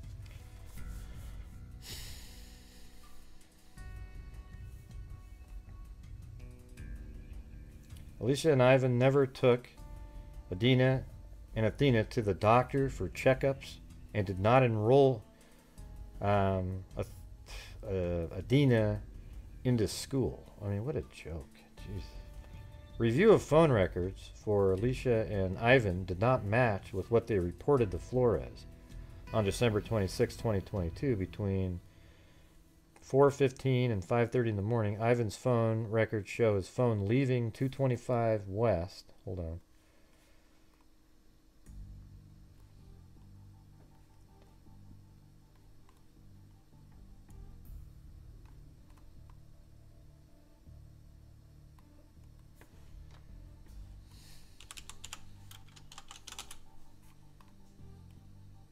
Where's 220? Oh, 225. That's the home address. Okay. Shit. Oh, hold on a second. That's right. 225 West Nebraska, traveling to near Rush Springs, Oklahoma. Isn't that where she was just found? Yeah. See. Jeez. So they found, after they tracked where his phone was, they've actually located the body. Review of phone records for Alicia and Ivan did not match with what the records they reported to Flores on December 26, 2022 between 4:15 and 5:30 hours. Ivan's phone records show his phone leaving 225 West Nebraska and traveling to near Rush Springs, Oklahoma. Alicia and Ivan had a previous residence located in the Rush Springs, Oklahoma area. On January 12, 2023, Flores re-interviewed Alicia and read her Miranda warning, to which she waived. Alicia confessed that on December 25th, Christmas, 2022, around midnight that night, Ivan beat... Oh, jeez. I hope somebody in jail takes a bat or something and just smashes a guy's head. Ivan beat Athena and held her up by her arms. Athena was not moving and her eyes were barely open. He then laid her on the ground and punched her at least 3 more times in the chest. Athena never moved after that. This occurred at their residence on 225 West Nebraska. Ivan then left at around 1 in the morning on December 26th with Athena. When he arrived back, he told Alicia that he buried her near a fence line that was next to their old residence in Rush Springs. Jeez. That's just...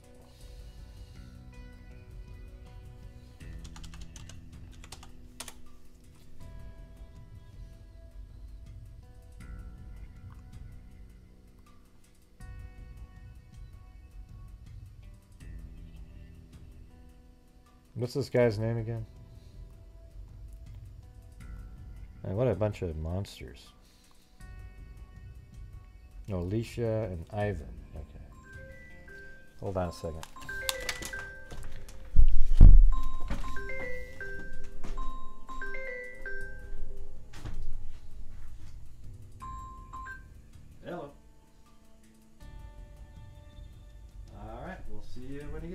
doing my show. So,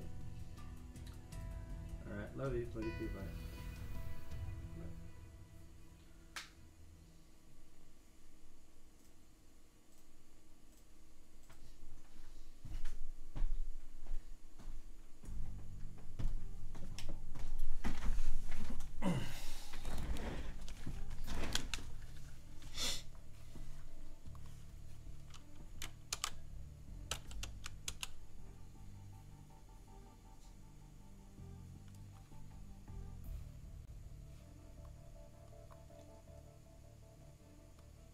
Adams.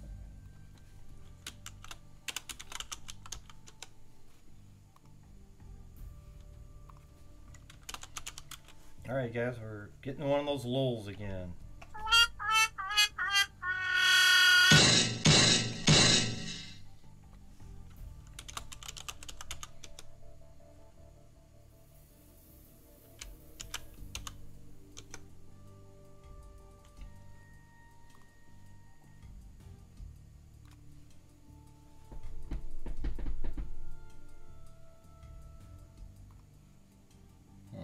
Yeah, it doesn't really have that one. How about her name?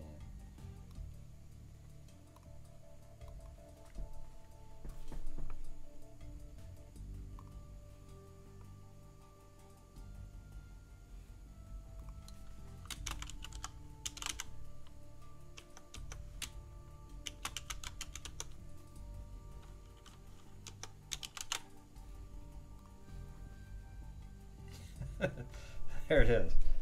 Excel for him and scouting dude.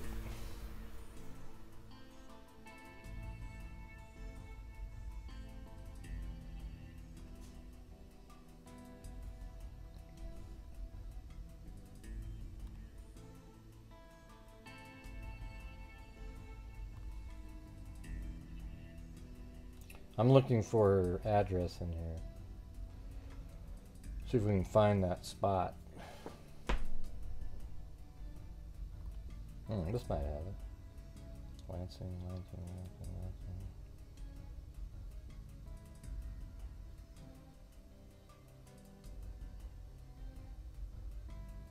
No.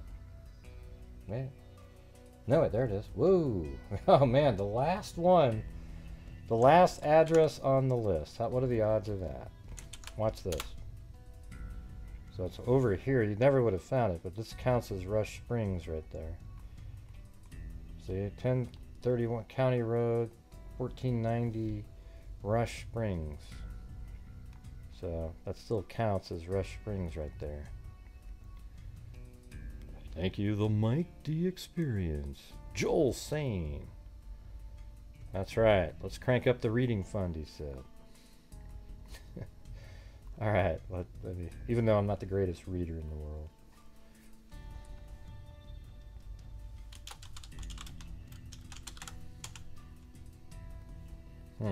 So now let's see if there's a street view down here.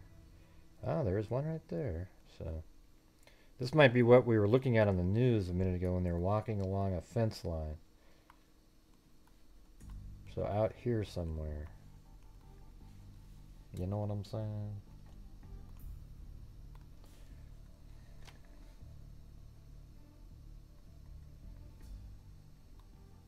The Mike D Experience. Mary Crosley, thank you very much. Michelle S, and then Tosh, and Annie T. I think this is going to be the spot right here. Let's go look at that last article again.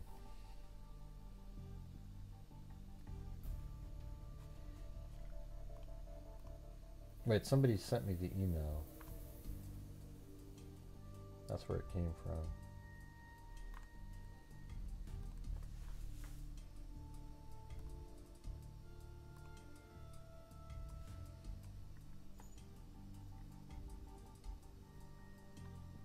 Hell, I can't remember now. Jeez.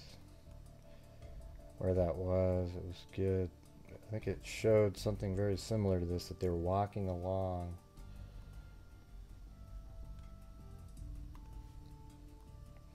But I bet you it's right out here. Maybe right along there. Something like that. That's what it looked like. You know, so maybe it's right along here. Along the old property there.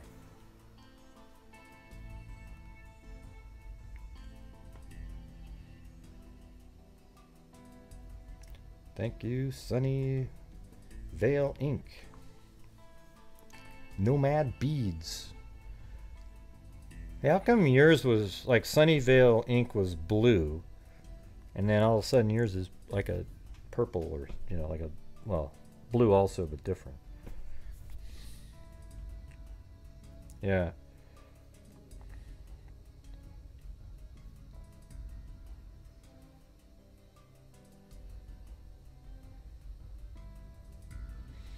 I don't think they wanted to give them to her.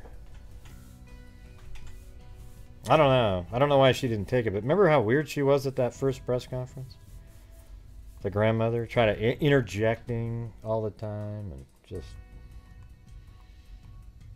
I mean, where was the bio dad and the bio mom? I mean, what a joke. If you have kids like that, you gotta, what you do when you have kids in life, this is just the reality.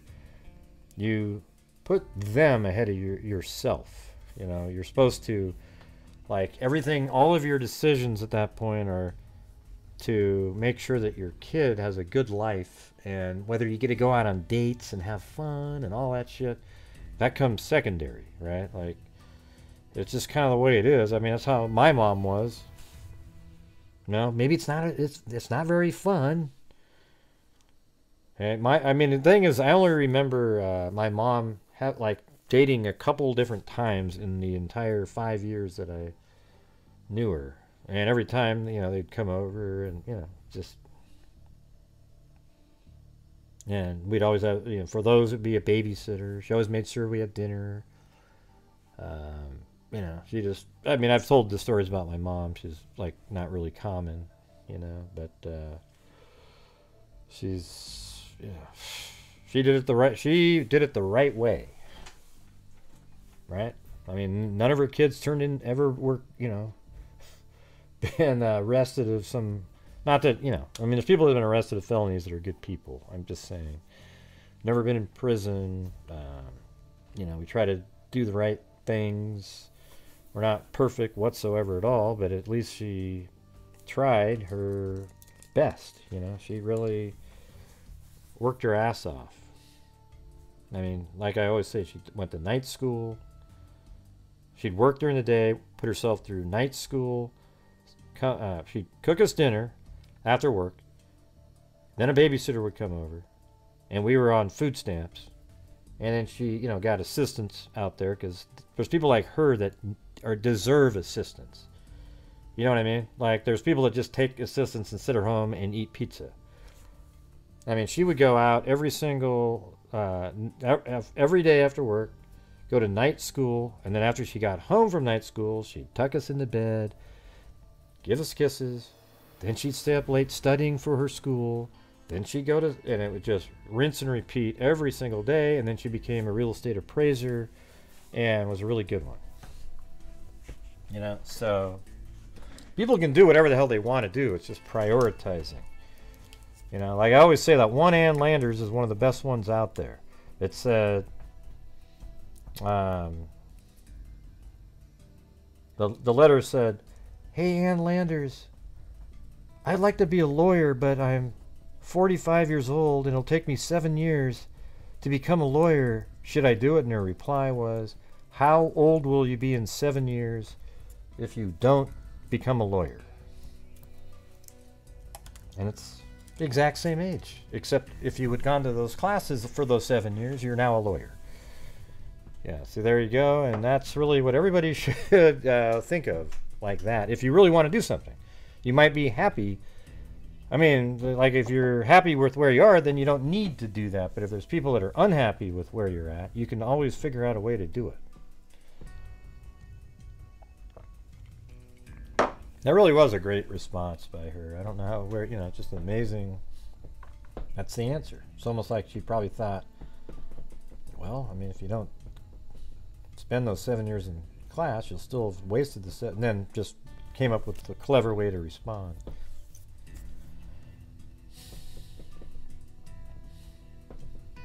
Oh, that's sweet, Elser. Cool.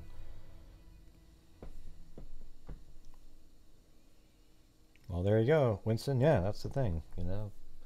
It's not easy.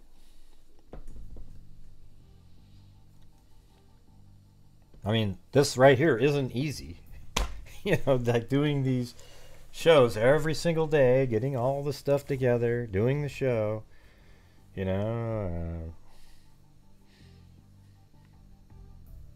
and just a lot of stuff going on.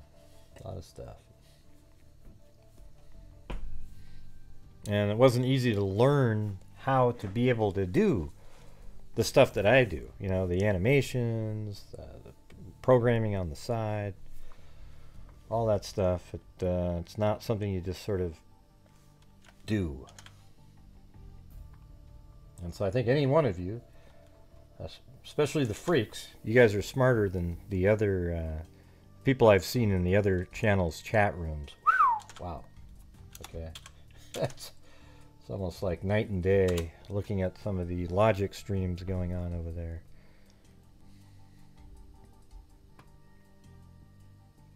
Super chat versus super sicker, Gray. I'll be single forever. People often openly pity me. They don't watch true crime. Don't worry about the voluntary celibates. What are you saying? Are you saying you're an incel? Because apparently that's what Sarah called me the other night when I said that I said lizard eyes. That's pretty good.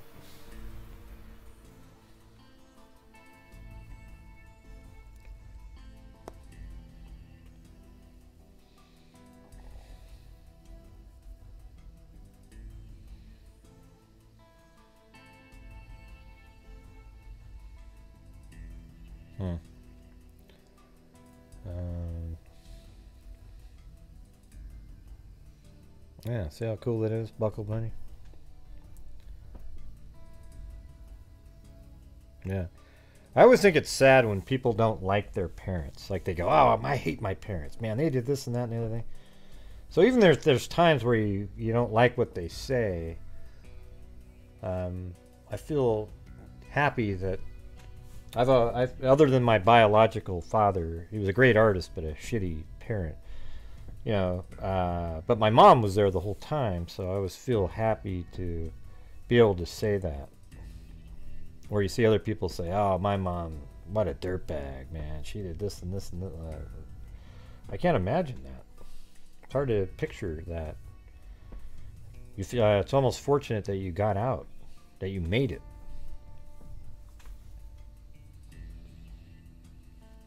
Yeah, everybody, hit that like button for God's sakes. We're only at 646 likes with 1,211 people watching. I think it's pretty easy. What you do is you take your thumb, if you have one.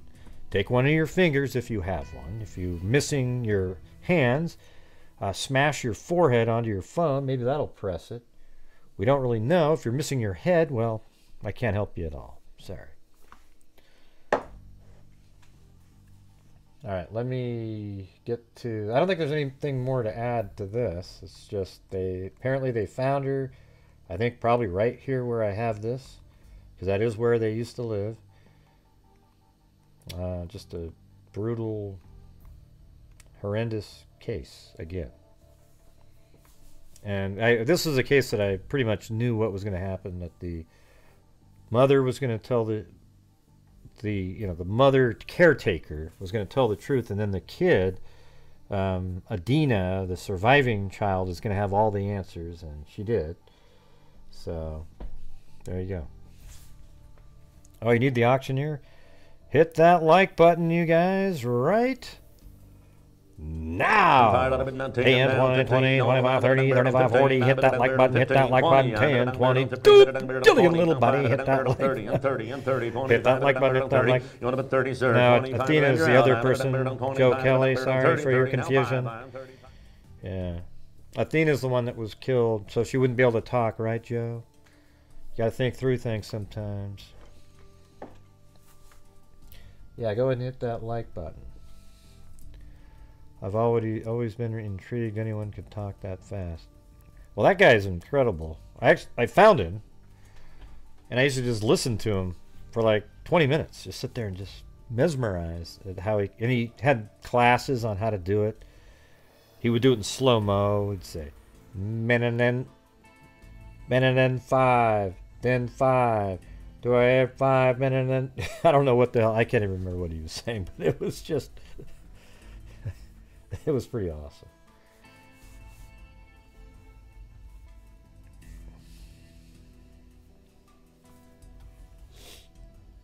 Okay.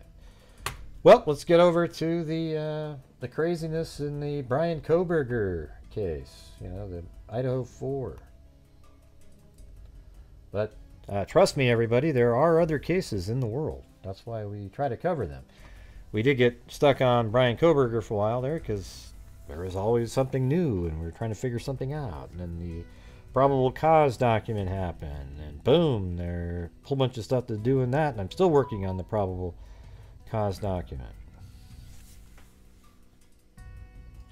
See, Kay says, yay, because that's all she really cared about. Let me see if Kay spoke even prior. Let's see. There's one just saying hello to somebody, just waiting and waiting and waiting and waiting. There's one. There you go. Okay. Did you hear how mean Gray was? She just said yay. Yeah, I know. I'm goofing around.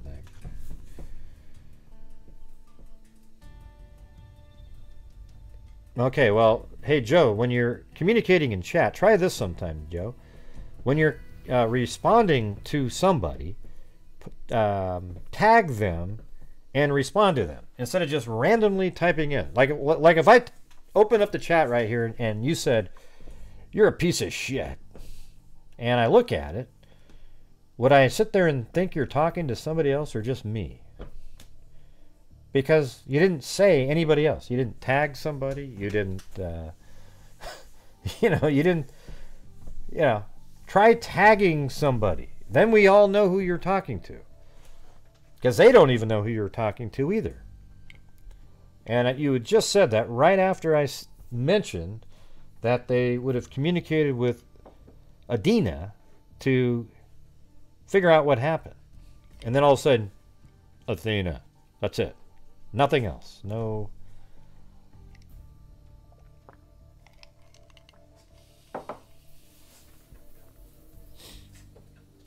I don't know. The hoodie guy, he was in the surveillance footage. I think it was after they cleared him. If you're still out there trashing the guy, then, I mean, there's something wrong. And especially after the video of hoodie guy coming back from the, over at the bar that he was at, right? The corner club. Once you see that, it's just so clear that they were just friends and he was walking with them. There's nothing nefarious whatsoever there. Yeah.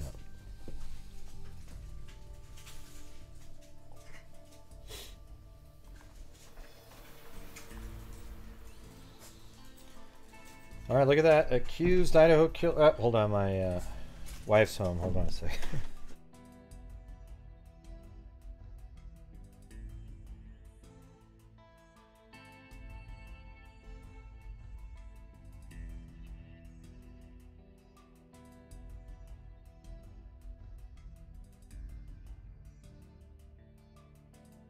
Somebody said hello. Hello. Yeah. Hello. They said hello back. Come here, Blue. You guys haven't seen Blue in a while. There he is. Blue.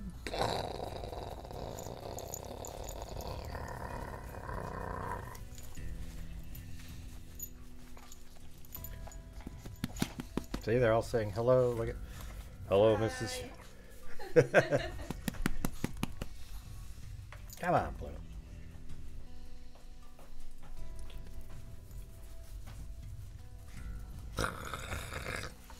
Oh, come Got to work on trying to get that the dog camera back up.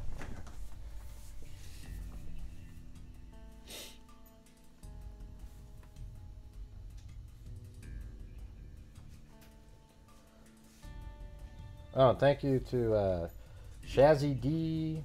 Thank you very much.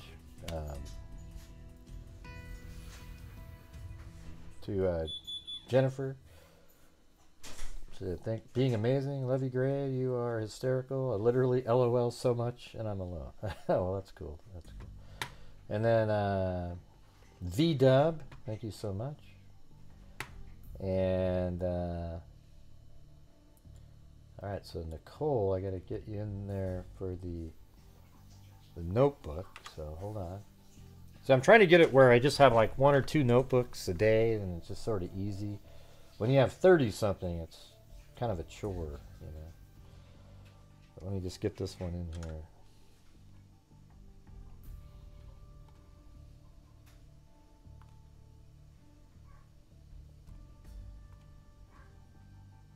Wow, what's going on?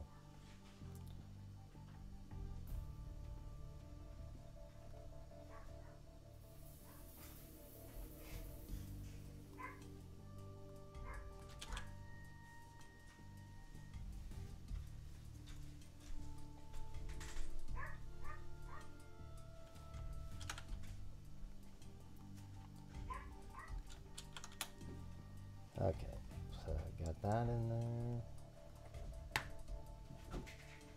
Also, thank you to TTJO Tracy and Kelly Snyder. So that's also a notebook.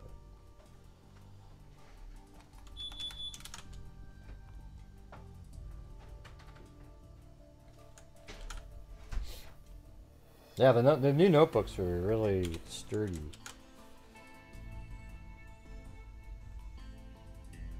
Not that the other ones weren't, but you know, these are.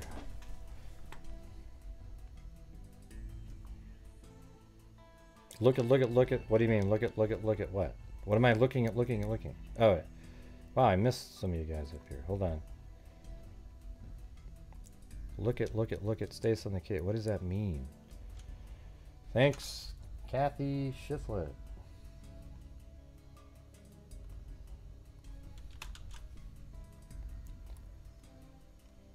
Yeah, somebody somebody made a video of me, that call with Susanna, and they go, I like Ray, but I don't like when he does this, and I just, you know, people just love to pile on, you know, they're just. If people knew the reality behind the scenes of why I might actually be like that, for that particular call, you might understand. So what is this thing about Stace on the case that I'm supposed to be looking at? Thanks Wonder Woman 77 and Mickey Duff, Colleen, Daily Page. Look at Stace on the case. Okay. Of my girl, but sometimes she wears me out. And then look at Stace on the case. What?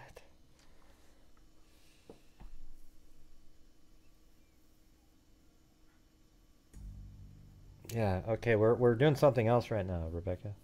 Yeah, send me a link or something. I have no idea what you're referring to or anything. Yeah.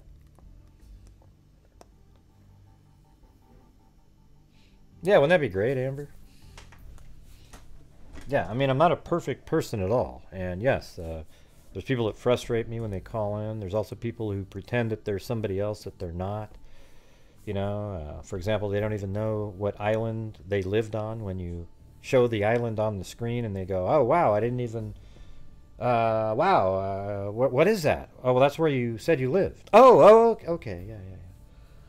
And, you know, send you pictures of, you know, a dog show winner and says it's them, but it's actually a German dog show with somebody, you know, not them at all.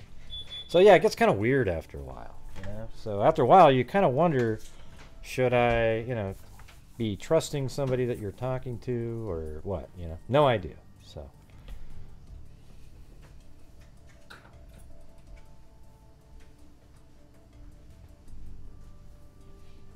yeah, well, the thing is somebody called up and said that they were cancer and everything, so that I would keep listening, and then they throw out the N-bomb, you know, just because they're a troll, and that's what they wanted to do. Yeah. So, anyways, maybe, you know, she very well could be a dog expert and all that kind of stuff, but there's definitely some stuff that, you know, I use my real name on here. And I don't know if the real name was ever used by her. I can tell you that. So, we'll see.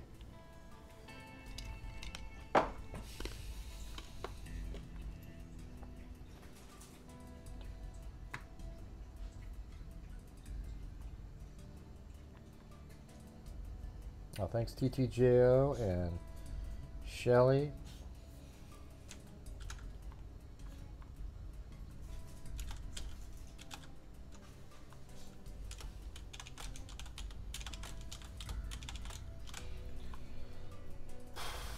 And then also Laura Stewart, thank you very much. I'm doing PayPals here. Yeah, it's hard to get to the... Oh, and then another notebook for Claire Hills.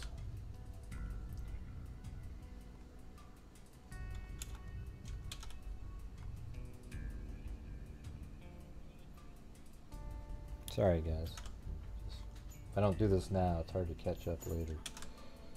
So, but interesting stuff coming up here in a minute. Well, thank you, Claire and everybody else. Appreciate it.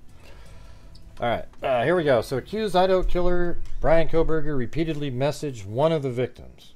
So, who do you guys think it was? You think it was Madison? Or I would predict Madison if he didn't realize, you know, who was single and everything like that. But maybe Kaylee was more of a social media type. You think it was Zaina?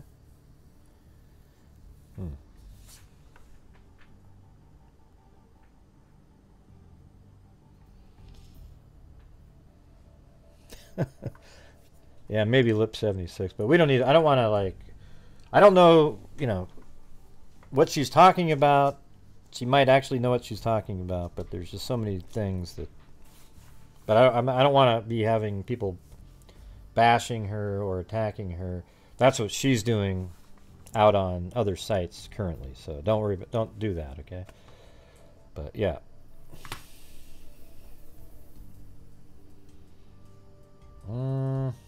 I don't know. This was beforehand. So 2 weeks before the slayings of, see, look at it. It's 2 weeks before the slayings of 4 University of Idaho students last November. The man now accused of killing them sent a series of messages. So how would somebody, like maybe they changed their name, a troll, to his name after the fact to make it look like that? I don't know.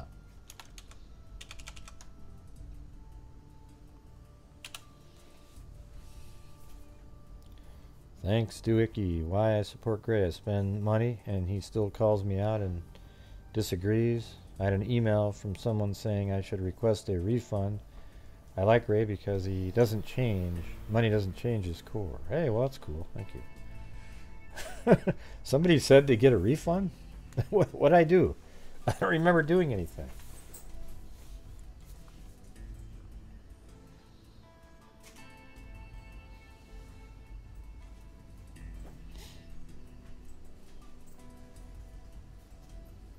Yeah.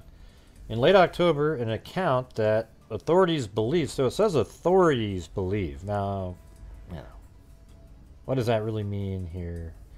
Authorities believe belonged to Bryan Kohberger sent a greeting to one of the female victims, the source says. When he didn't get a reply, he sent several more messages to her. See, that's what like an incel might do, right? He's wondering why you're not responding to me. He slid, or, you know, he might say lizard eyes. On a video today, somebody said, I am Elliot Rodger. that my personality is just like his. Oh yeah, yeah. We're absolute clones, everybody. Absolute clones. Elliot Roger. Yes, I did say lizard eye once, you guys. It's a joke. It's funny. No, it was under the video that the person put out of my call with Susanna. Some idiot put that on there. Yeah. Oh yeah, we're absolutely the same. It's amazing.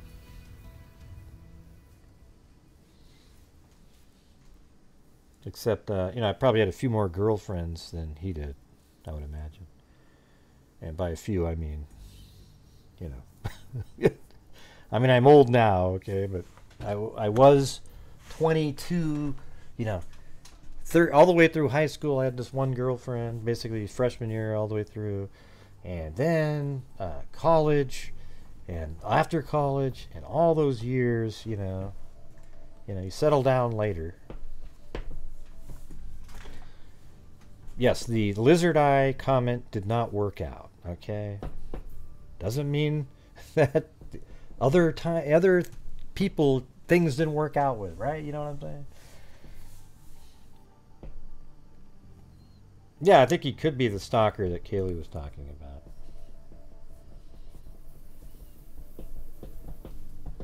Yeah. So I don't like. He slid into one of the girls' DMs. Is that like the term?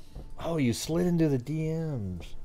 What is slid into? Just found it and sent a comment, or like several times, but she didn't respond. The source tells People. Basically, it was just him saying, "Hey, how are you?" But he didn't get. But he did it again and again. Madison Mogan, Kaylee Gonzalez, Zayna Kernodle, and Ethan Chapin were all stabbed to death in an off-campus rental home in Moscow, Idaho on November 13th. Yep. So we already know all the rest of that.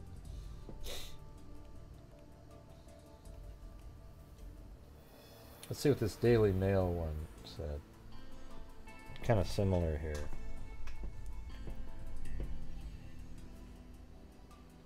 Slim DM dim. Yeah, why is that? Idaho murder suspect Bryan Kohberger is accused of messaging female victim on Instagram weeks, but now there's more specific, Instagram, before killings, and pestered her with more DMs when he didn't get a reply. That does sound like something an incel would do. And that Papa Roger, that really kind of made sense, didn't it? That Papa Roger is somebody who is a fan of Elliot Roger. For sure. Idaho murder suspect Bryan Kohberger allegedly messaged one of the female victims before the quadruple slaying and sent more direct messages after she ignored him. Speaking with People, one police source said Kohberger, 28, reached out to one of the 4 University of Idaho students slain over Instagram repeatedly in an attempt to get her attention. We get that stupid term, he slid into her DMs. That's just like this little phrase people use. It is unknown at this time which student Kohberger sent Instagram messages to. Why didn't you ask your source, though? Or who the investigator familiar with the case is that spoke to the magazine. Well, why didn't People get that information? The source also didn't say whether the woman Kohberger allegedly messaged deliberately ignored him, or if the message he sent went into her requested folder. From People, yeah, like Facebook has that. Those messages don't appear as alerts and are harder to see. Idaho victim Kaylee Gonzalez is said to have complained of a stalker in the run-up to the killings, but it's unclear if there's any link between this and the murder. Hey, thank you, 15 Lee. Kohberger, a PhD criminology student at Washington State University, was arrested at his home in Albrightsville, Pennsylvania on December 30th. He has maintained his innocence in the stabbing of Kaylee Gonzalez, 21, Madison Mogan, 21, Ethan Chapin, 20, and Zainer Kernodle, 20. Now, one local law enforcement official close to the case says the evidence against Kohberger is continuing to pile up. The Instagram account in question was viewed by people prior to it having been taken down. Kohberger allegedly followed Mogan, Gonzalez, and Kernodle. He did not publicly interact with their accounts, otherwise the outlet states. In alleged messages sent from the now deleted Instagram, Kohberger appeared to be hoping to get the attention of the victim he was targeting. So maybe that's Kaylee then.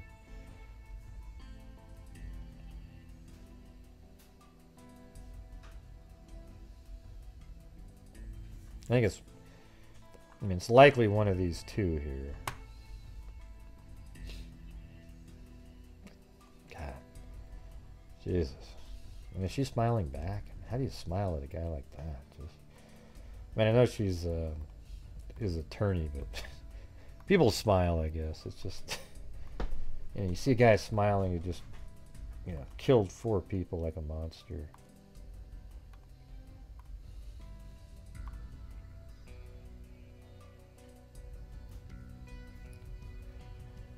Let's see. The DMs were allegedly sent in October, just weeks before the November 13th murders. When a person who an Instagram user does not follow back attempts to send a message, it goes to a designated folder called Message Request.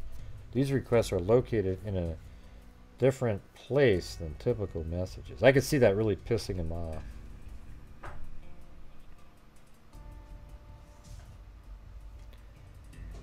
Yeah, there you go. Look at it. It's possible Kohberger may have become upset by lack of response. There you go.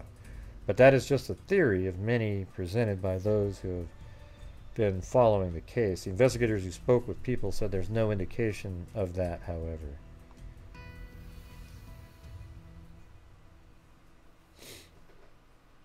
Yeah, okay. The rest of that stuff we already know there.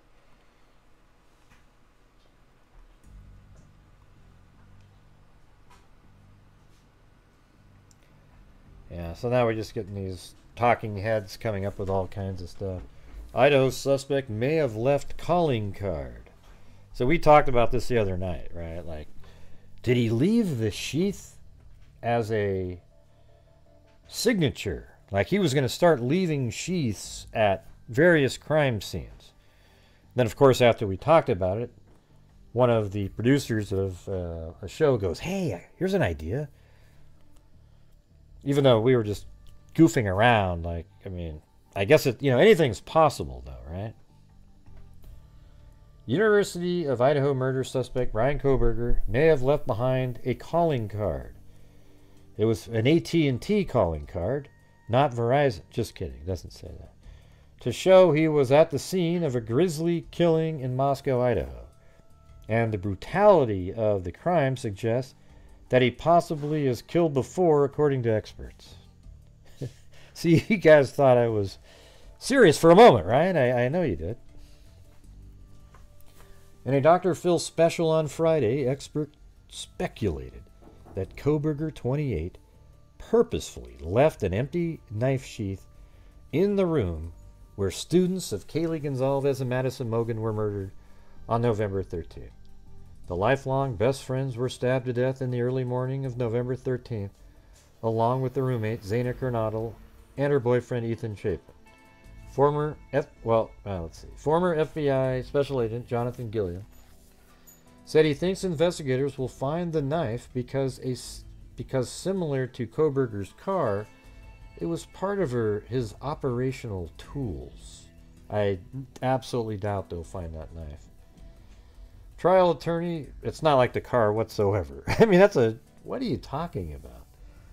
The car gets you around from place to place. You kind of need your car. If it's a weapon, you would just hide it, throw it away somewhere, and then buy another one another time.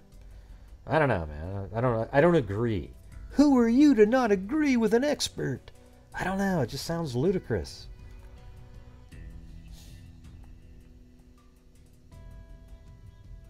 They think they will find the knife because, similar to Kohberger's car, it was part of his operational tools. What? Does that make sense to you guys?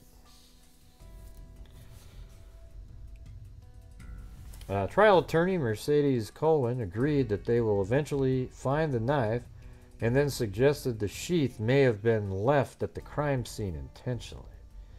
It could be. I mean, it's almost as if, and we've seen this with other killers, it's their calling card. I got this, she said during the special. Especially if you think you're smarter than everybody else. And he had gloves, at least that's what's presumed, that he had gloves. He tried to cover himself, did something to dispose of the clothing. If he, in fact, is a killer, then of course this is something that could have been a calling card and left there.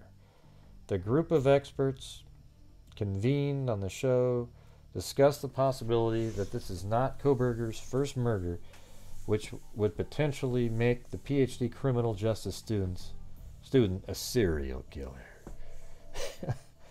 Yeah, well, you discussed it, and you discussing it doesn't make it so, right?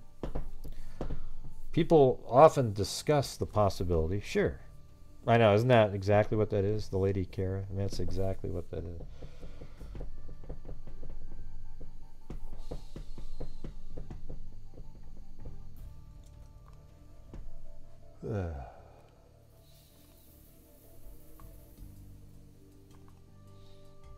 And this is Fox News. Idaho killer most likely is murdered before, may have left behind calling card, experts say. Experts convened in a recent 2-episode Dr. Phil special speculated that the perpetrator of the Idaho murders may... See, notice how there may have, but up here, Idaho killer most likely. Well, who said most likely down here? You wouldn't be able to say most likely here unless you had any evidence of any other killing. Experts convened in a recent 2-episode Dr. Phil special speculated that the perpetrator of the Idaho murders may have left behind a calling card and most likely has killed before. University of Idaho students Kaylee Gonzalez, Madison Mogan, Zaina Kernodle, and her boyfriend Ethan Chapin were stabbed to death in the early morning of November 13th in Moscow, Idaho. Bryan Kohberger, a PhD student in criminology at nearby Washington State University, has been charged with 4 counts of first-degree murder and felony burglary for the quadruple homicide.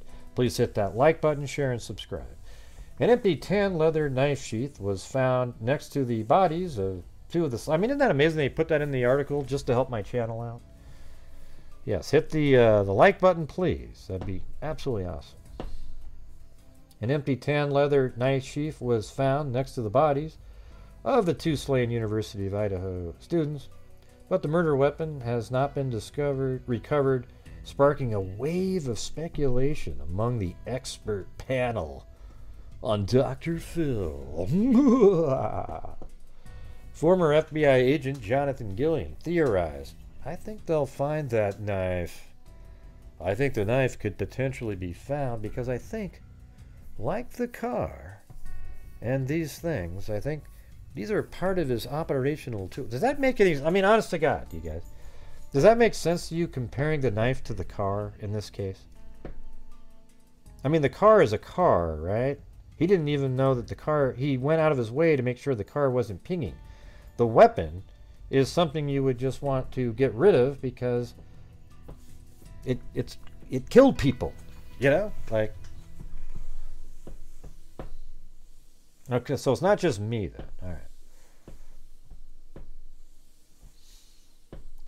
I think the knife could potentially be found because I think, like the car and these things, I think they are part of his operational tools. It's no different than a go bag for me. Jesus. These guys, man, they can't get away from saying kill kit.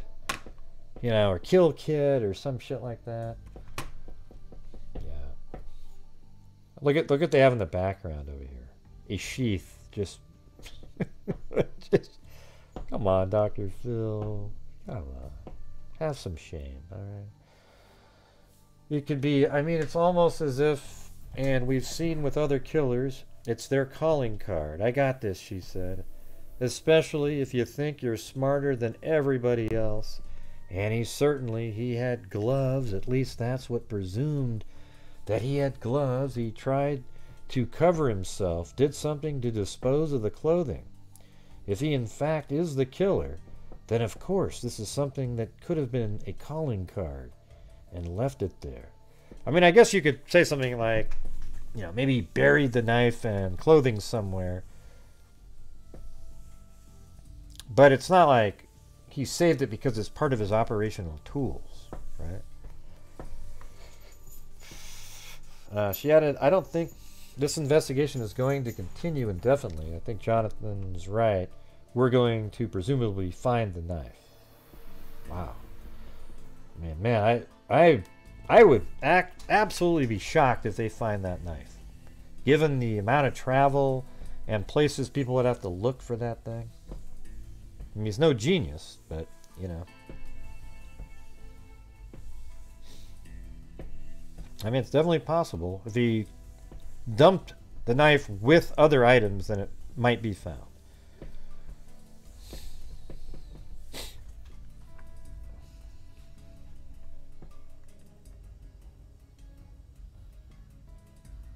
I think he's killed before, most likely. Theorizing it may have been done in similar fashion. You mean you're trying to equate it to the other two murders in Oregon? Yeah, I get it. But I think he probably stalked and potentially killed females before, he suggested. Colin said, if he's the killer, I mean, what I would look at are, if he did kill before, I would think it would be likely more in Pennsylvania before he took the position, you know, the doctorate program position over there in Washington. So I could see that. That might be a reason to get the hell out of there. But it also, see, people think it's goofy that I think that there's a possibility that Bundy was he's a fan of Bundy and maybe other serial killers, like Gaines, like people are talking about. The Gainesville killer, I mean. So they're talking about him. But it's weird when you look at the path, Pennsylvania to Washington, through Utah to Colorado. I mean, you know, just on this little amount of time there, on that drive, he would have gone through Utah to get to Colorado where he went. Yeah, Danny Rawling, yeah.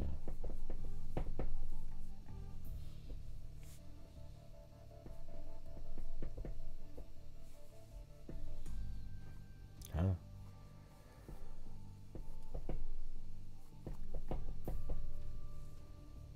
Yeah, I don't think it's like crack dens. I think he was just killing people. Yeah, if he killed somebody else, he would have done it, planned it out, and did the same thing. Yeah, I don't know. What if he did, Nikki? Because he was there on the 13th.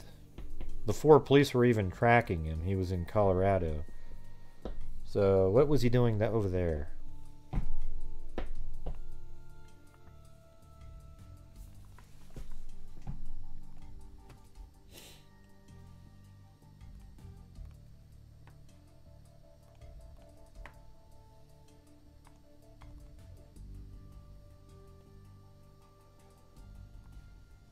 This one says, University of Idaho quadruple murder suspect Bryan Kohberger allegedly posted in an online forum years ago that he had crazy thoughts and delusions of grandeur. The New York Times reported on January... I mean, that's just like Elliot Rodger. Right there. The New York Times reported on January 13th that Kohberger, 28, allegedly posted an online message board devoted to condition called visual snow syndrome, a disorder that caused someone to see static. Between November 6, 2009 and February 2012, while Kohberger was a teenager, he allegedly made 118 posts on the forum under the username XR. You know, the other day I had a link to a rap, but I never played it on here. Does anybody have that link you could just email to me really quick? Because it sounds exactly like the guy in Australia. The same beat and everything. And I want to link to the real site, not a YouTube video. You know, it's the actual site where the audio is. I had it the other day. I think it's under XR or something or other. Yeah, that guy. Effing this and effing that. I can't rap, so I said that.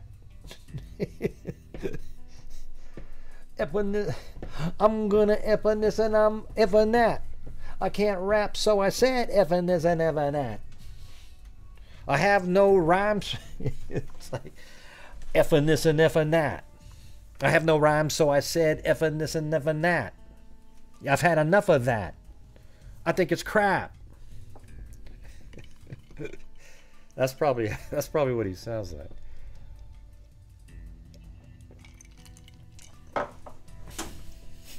That's pretty good though. Effing this and effing that. I can't rhyme, so I said effing this and effing that. I think it's crap. What do you think of that? I can do these maps. That's pretty bad. All right, anybody sending me something? I just need the link to the music. Woo! That was good stuff, right, Georgina? Yeah.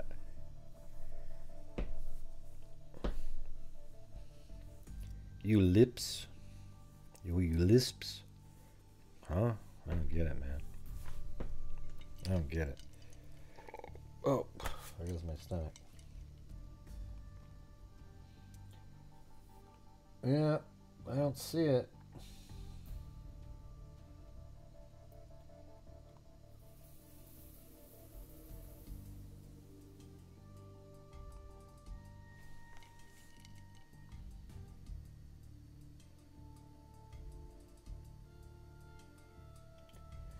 Yeah, I think V-Dub. I think I have Cindy J on there. I might have already sent it. I don't remember now, but so just letting you know. So nobody has that rap out there? Man, you guys are usually pretty quick at emailing me something. Anything's possible, Melanie. I just think it's really unlikely.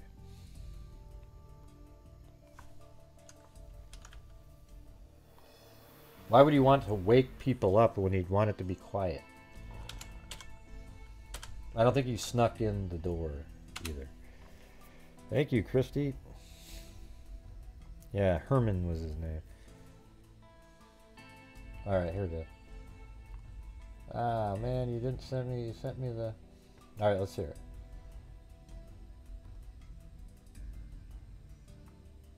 When I hit it, always lose my mind is pissed. And I look at this, my mind is pissed. And I keep running. Why is this? There you go. When I hit it, So always listen to losing that. stunning. Always gentle giant, no defiance, all build an alliance. And still think that I am present. I stuck in the future, but I'm never looking at the fucking present.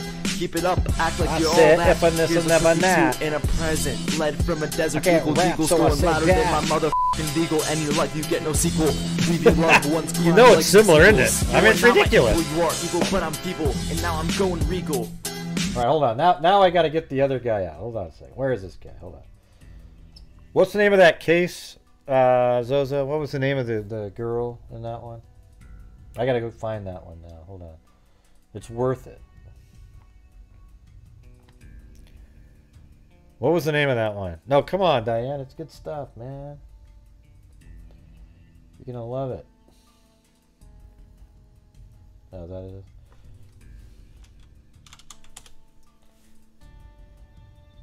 Yep, there she is. Killer rap. Oh, God, man, that was the quickest find I've ever had on my computer. All right, here we go. Which one is he? Just a second. Is it this one?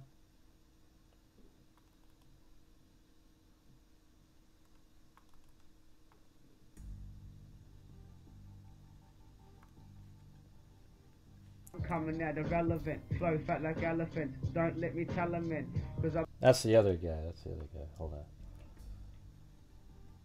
You'll hear what I'm talking about here in a second.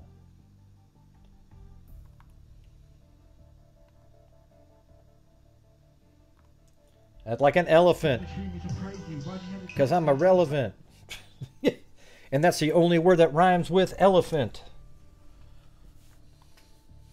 Let's see if I can just get.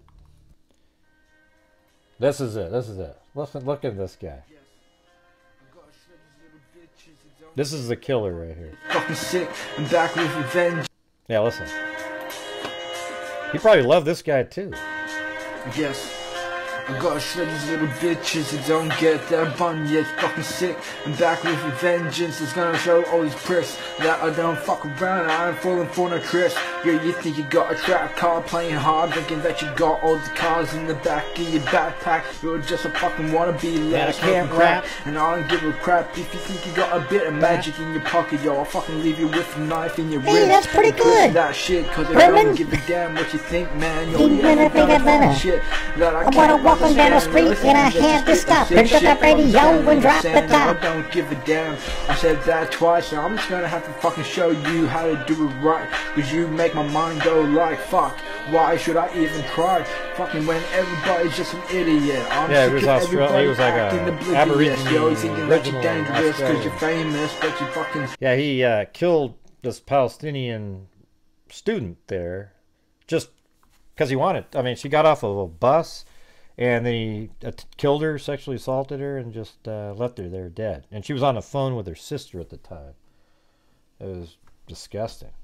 We covered that all the way from start to finish. These little bitches that don't get that bun yet. Fucking sick.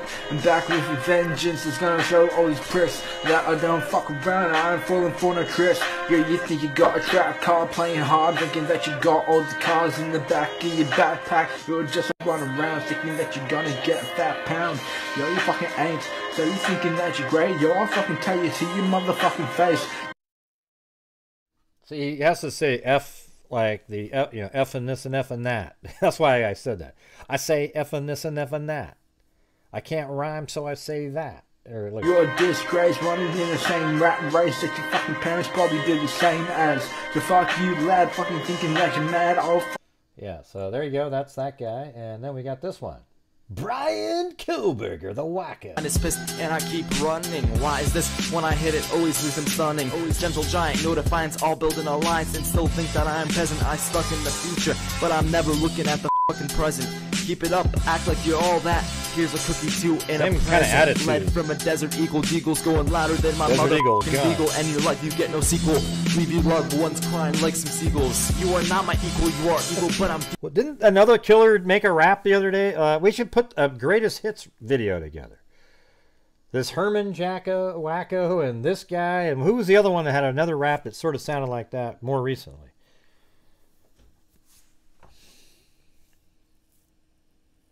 Yeah, we know, Nifa. We've already covered that. Wow. People, and now I'm going regal. Don't with us. Did you see the title? Nifa, when he came in, did you see her name was in the title? Just curious.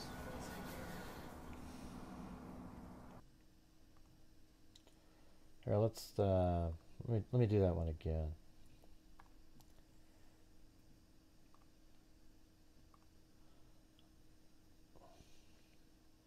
Yeah, that's the SoundCloud version. There we go. There we go. Yeah. Anyways, it was pretty loud, but hey, there you go. So that guy and Herman from Australia sound like clones of each other. Yeah, I mean, this guy just had a little bit better music sounding. You know, it was clearer music. Yeah. Well, good, Joy. I try to make people laugh. Now, you'll see out there that here's what I'll tell you to do. Go to Reddit and read about me and watch all the videos that don't like me. And then after you're done reading all those, if you still want to be here, then that'd be great. If you don't, then that means you're a sucker and believe the bullshit that's out there. All right, Gray, I just had to mute that because I'm in public library using the internet. Well, that sucks. The worst rap ever. Yep. Yeah, I mean, saying, "Oh, they're gonna find the knife because it's similar to the car."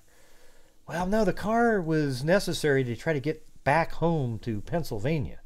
I doubt he was going to attach wheels to the knife and stand on it and have it sort of, skateboard home using the knife blade. It doesn't make any sense. Like, what does that even mean? Like, he's going to keep it because it's part of the operational. No, he used it to kill somebody. He probably just would go buy a new knife. Apparently that was Kohberger singing, yeah. He's gonna eat some beagles. Not like those eagles with salt and pepper and the...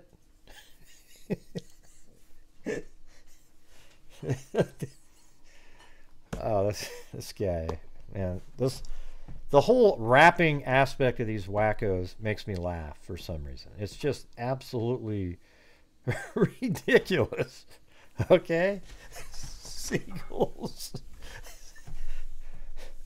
I've eaten some beagles and seagulls and eagles. Yeah. I thought I was really regal. I was eating some beagles and seagulls and eagles.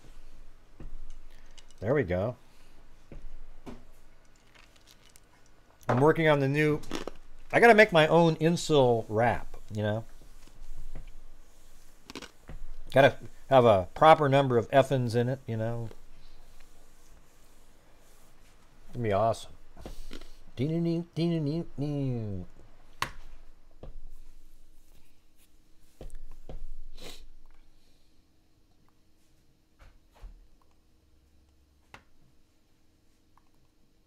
What was this one?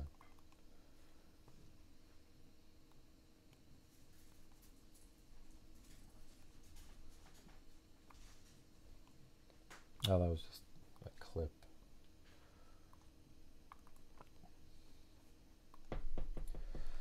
All right, let me get some.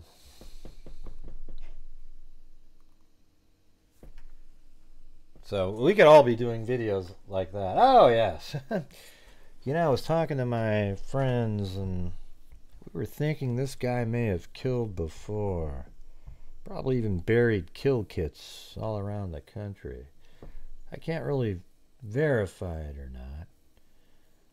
You know, that the sad part is when you get a bunch of experts on the screen, and when they say something, everybody listens to it as if it has more meaning all of a sudden, when it's really just them randomly pontificating, no better than just any of us looking at the same information. But they have more credibility because they're experts. And that's what's odd is I've noticed that in a lot of the cases, they are so far off. You remember in the Debbie Collier case, it was a serial killer. Remember that? Fox News had a guest on, serial killer. Oh, yes.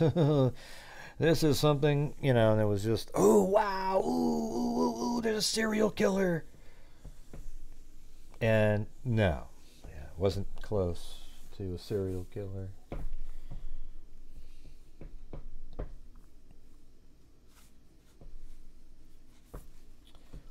Okay.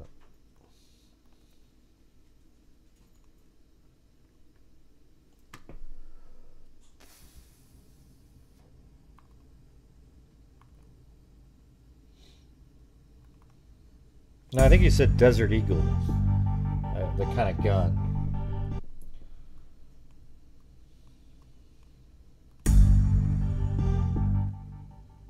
I think it's a military.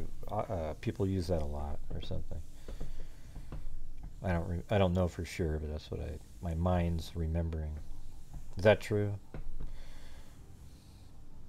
Yeah.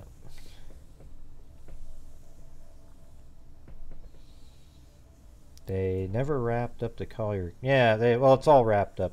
They just don't want to keep bringing it on the news. They put out the statement saying they didn't need to have a press conference or anything. They didn't want to. It was kind of embarrassing for them, actually.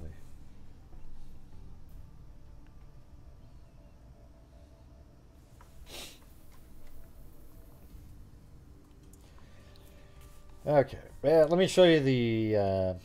I'll just play the video that I have so far. Okay, so there's no audio here, but I'm trying to put this all together.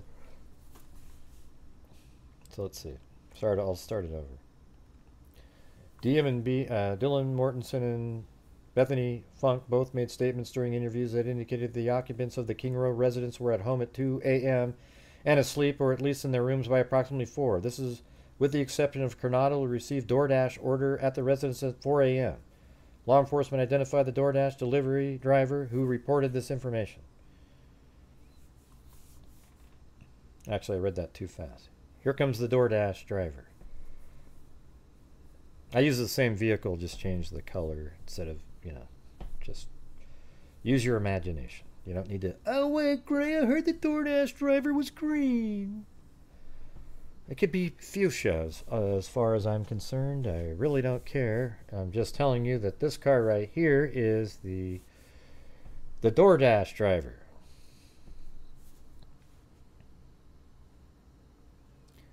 And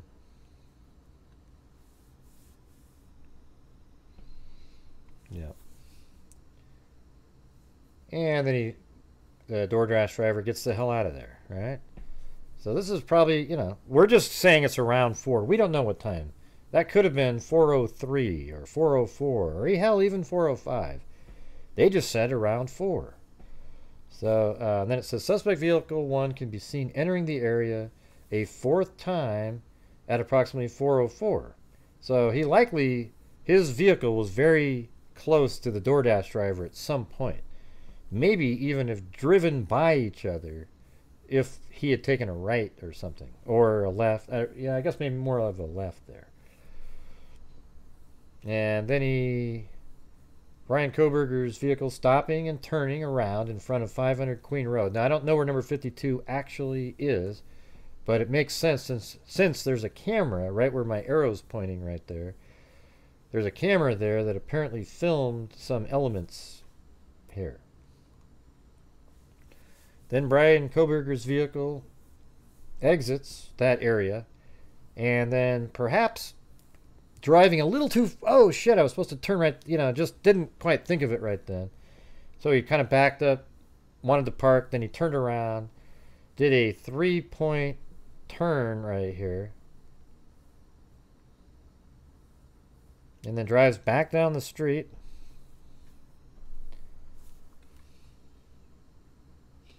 Here, let me get some better, let me get some ominous, what do we got here? Dark Times, that'll be good.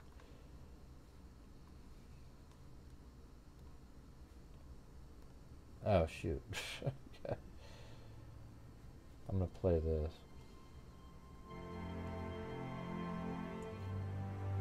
Actually, not that one. That's more of a, you're telling a story. This one's good. Alright, now I gotta go back, get that open again.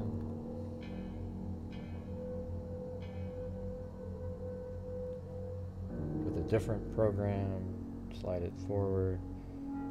Okay, so he's gonna go turn around.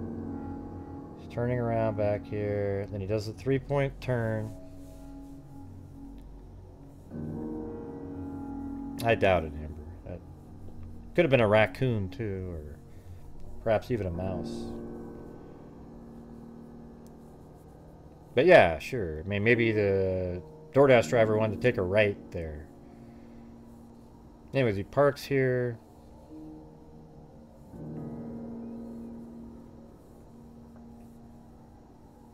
I mean, he just would have waited for the DoorDash driver to get out of there.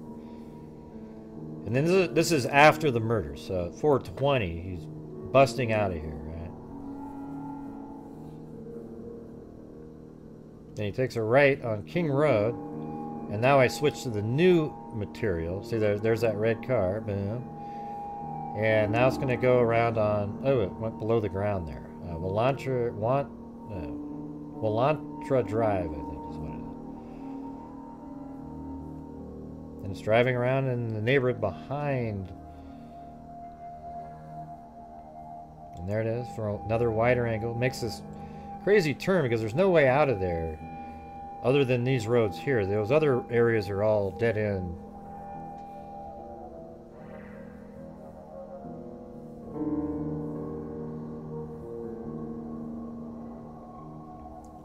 And there it is, another wider shot. I think it's pretty sweet, that look, you know. What do you guys think?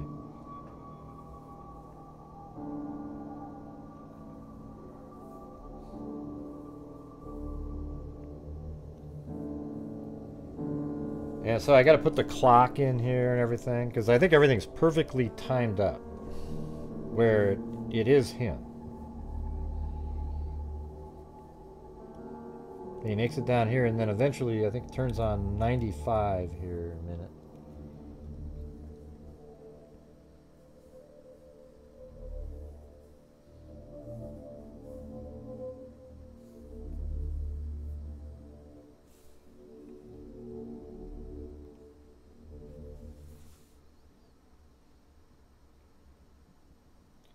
And this is kind of where I was going to put the clock in. I haven't done it yet, but that's not accurate right there.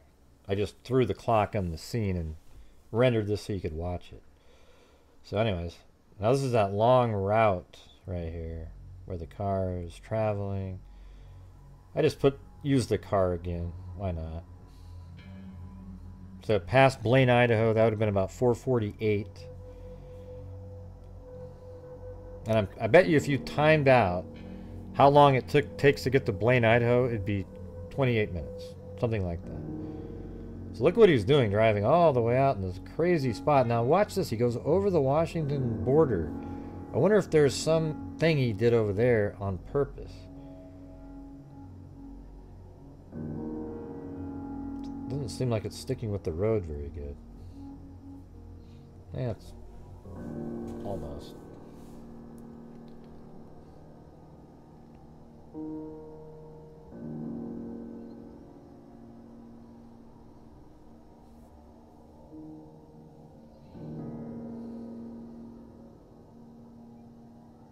Yeah, that's what I was thinking, that he put the weapon or something up there. And then he kind of cuts across over here, because then we know that his phone pings sort of in these areas right here, and making it a little bit slower, more real time here.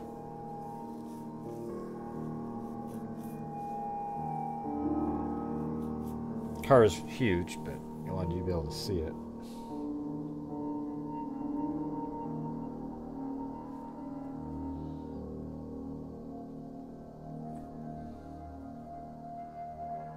So he makes this huge out-of-the-way trip.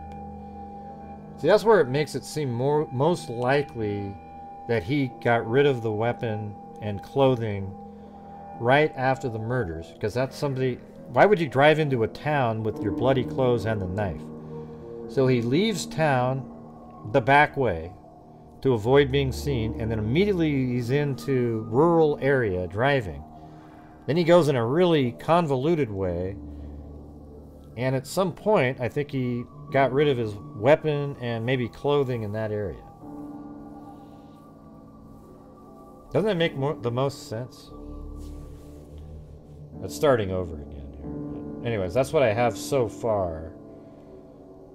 But I think it really kind of explains it, right? I mean, it shows this route right here. And so to get from here to here, he took this crazy route when he didn't really need to. He could have taken a couple of these earlier roads that are pretty convoluted too. Instead, he went way down here and then he cut across. So you would think it's possible that maybe right in this area. I mean, isn't that a little creek even? I mean, what a perfect place to have put that. Right on the Washington side. Here, let's put this right here. Yeah, we'll just guess right here. Knife and clothing, right? Something like that.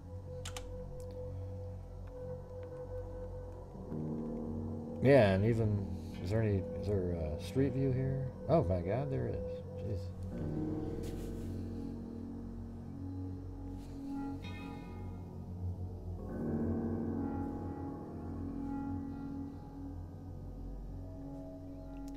Thank you, the Mike D Experience, and Nicole. Thank you.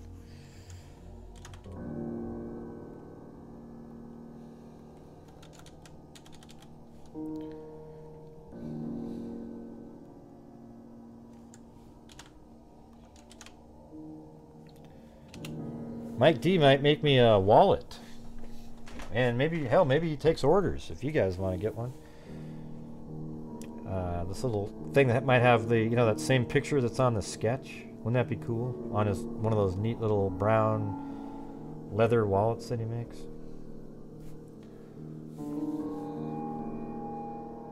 Thank you. So what about right around here? Let's see what happens when you make this turn. 'Cause that's a creek over there to your right there.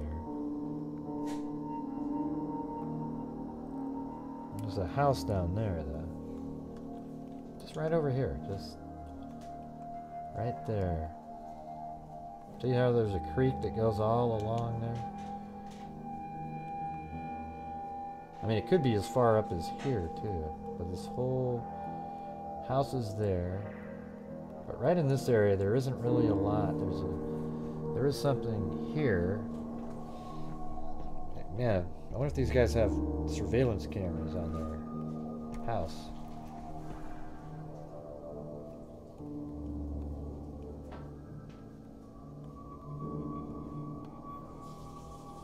I mean, creek is so cliche, you know. Like, I don't know. I'm just saying.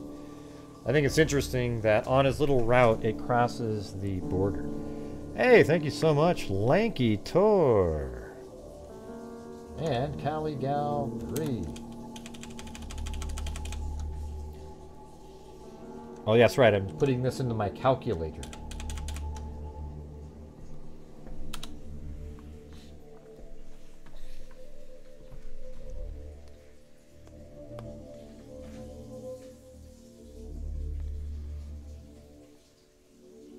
Hey everybody, Mary Callahan's back. We were all sitting around waiting.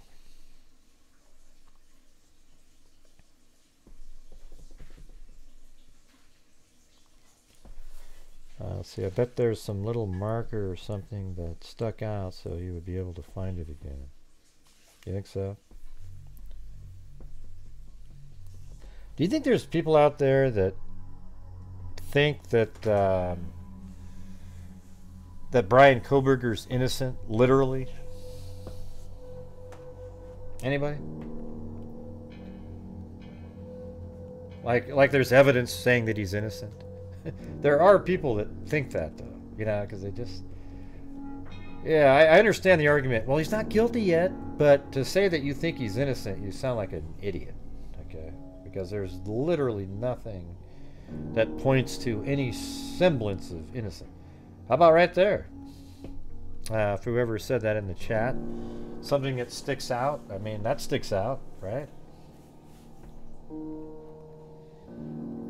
And interestingly, there's really no fence in this location. Normally you got fences out there, so he'd just be able to walk right out there without really worrying.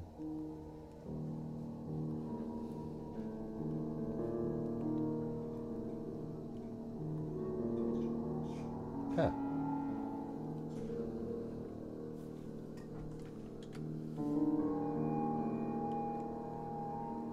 Yeah, let's put that right there. Wouldn't that be crazy? Right there.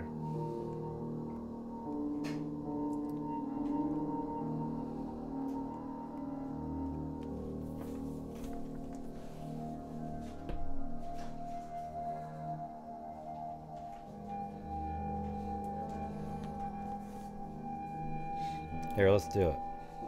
This will be our troll count. Is Bryan Kohberger innocent? I mean, let's see, is Bryan... Wait, no, that's not it. Do you believe Bryan Kohberger has nothing to do with the crime? There you go.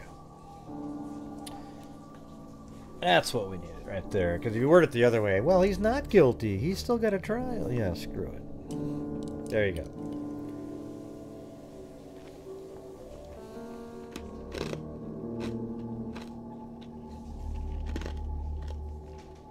Yeah. So right now we have 126. We have at least 7 morons in here. At least 7 morons.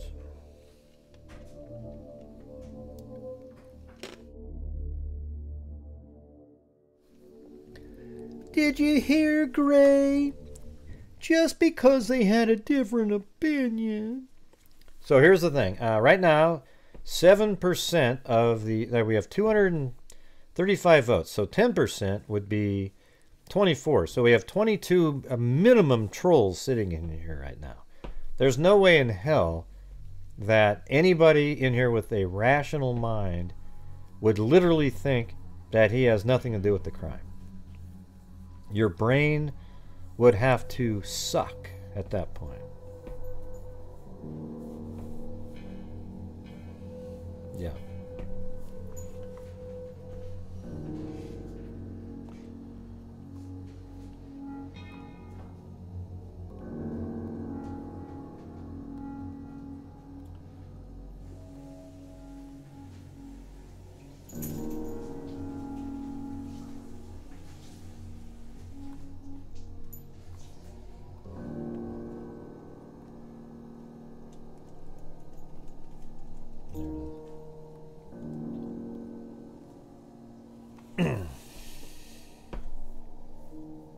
Yeah, no, right now it's at 30-something people out of the 300. 305 votes, 9%. And those are just trolls. Mark my word. Okay, for one of you out there that's said yes,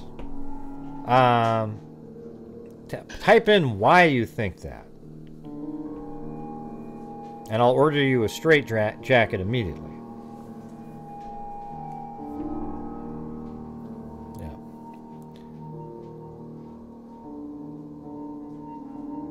7 said, what do you mean 7 said what?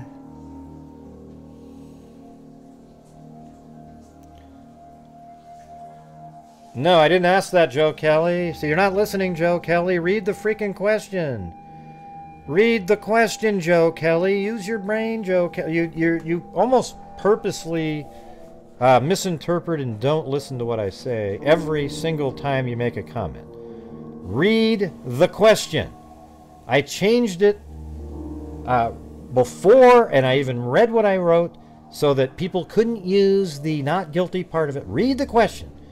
Do you believe Bryan Kohberger has nothing to do with the crime? That's the question. Try to pay attention, Joe. I know it's tough for you. I know, I get it. It's really difficult for you. It's a struggle. I get it. It's ridiculous. What the hell are you talking about? No, but you said, is he innocent or not? No, read the freaking question. Did you hear Gray said he was ordering a straitjacket for somebody who... Yeah, did you hear that? I'm ordering a straitjacket for people who believe that Bryan Kohberger has nothing to do with the crime, okay? That's exactly right. I did say that, everybody. I admit it. I think you're an absolute wacko if you think he has nothing to do with it.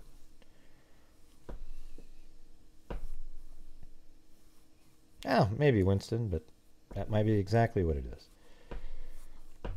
I'm just trying to be, I'm just being honest, though. Does anywhere in the question talk about is he innocent or not?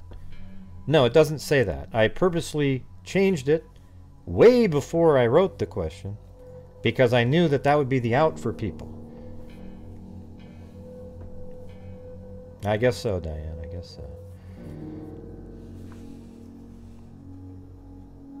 Where is it? Have you lost the last 3 brain cells, or do you just have cabbage for brains? So what makes you think he's innocent? I mean, not innocent. What makes you think he has nothing to do with the crime? Okay? Because you can say he's innocent because he hasn't been voted guilty yet.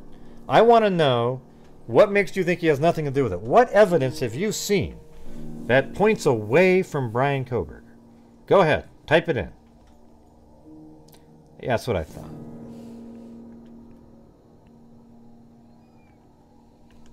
This guy may be like the dumbest person on the face of the earth. Yeah, no doubt. I know, you know what's crazy is like, they don't even just admit it. Joe, that's not what you said. You didn't read the question. Don't try to like back out of it, okay? Come on. Be honest. Yeah, it's not even just that. His cell phone, first of all, they have him on camera in various places. Then his cell phone matched up with the sightings of the Elantra. It pinged. He turned it back. Let's actually do this. Hold on a second.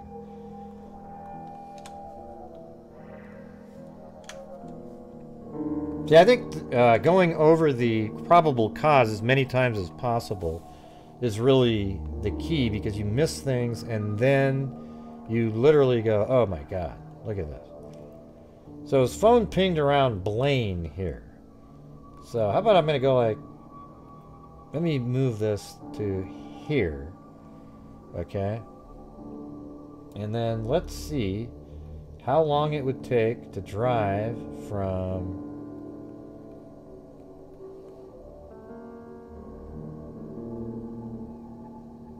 Now this is... It's a weird map, so it doesn't look the same. There it is. Let's do this. From right here, I'm going to do a get directions to this GPS coordinate. Then, let's put this in for the destination. And we know he took off at 4:20, right? Do you think that has something to do with dope, Gray, that he took off at 4:20? That he was thinking about honoring pot, so he took off at 4:20, Gray? No, I don't think that he was honoring pot. I merely think he drove away at 4:20. I don't think he hurried through the murder so he could get into his car and be driving away at 4:20. All right. Let's see if it does the same route. It's a little different. They go up here and then down. He didn't want to be spotted there. So let's see what the time... Well, you know what's better to do than that? I'm going to get rid of this one. Use Google Maps instead.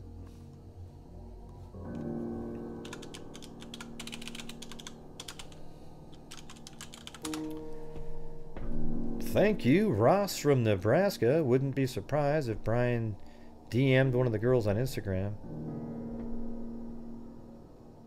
Well, we already went over the fact that he messaged somebody. Come on, you're not tricking anybody.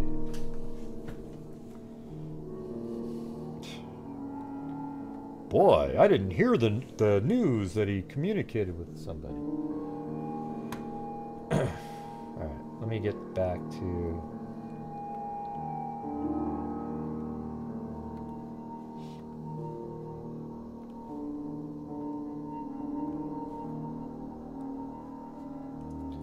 Alright, I'm going to do it again. Actually, I can just type in 1122 King Road and then just the town, right? Yeah. And the other one I'll do the GPS coordinates. Just because we don't know exactly where it was, but it's near Blaine, down in the tower that contacts Blaine. His phone was turned on right here.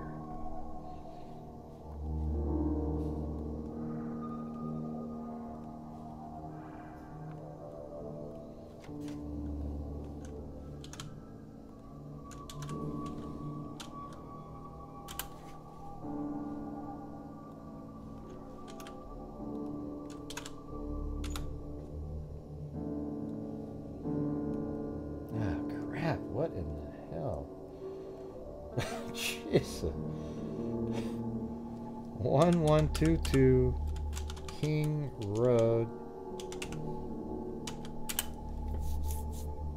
Moscow, Idaho. There we go. Okay, now we got it. So that says 8 minutes right there. But let's try this other back road thing that he did. So he went like that. Boom. That's exactly what he did.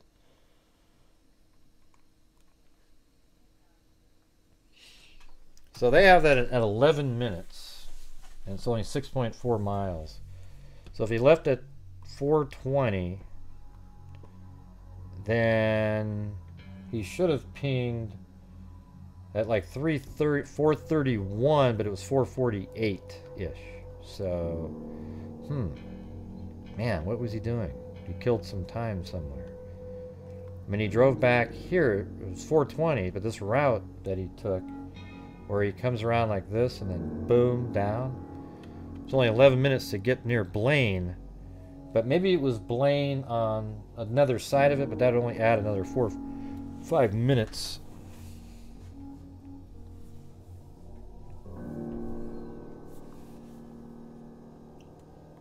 Here, let's see.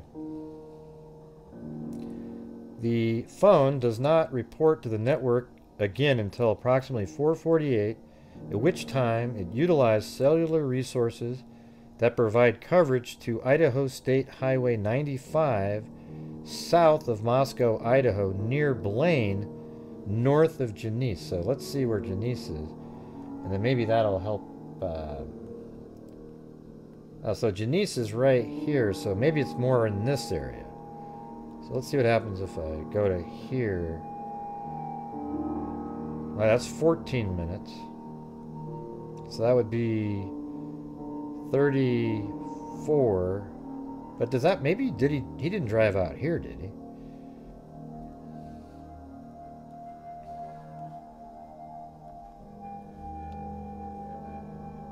Near Blaine, Idaho, north of Genesee. But it says on Highway 95, south of Moscow. Idaho, near Blaine, Idaho, north of Genesee. Between 4:50 and 4:26, the phone utilizes cellular resources that are consistent with the his phone traveling south on Idaho State 95 to Genesee, Idaho. Okay.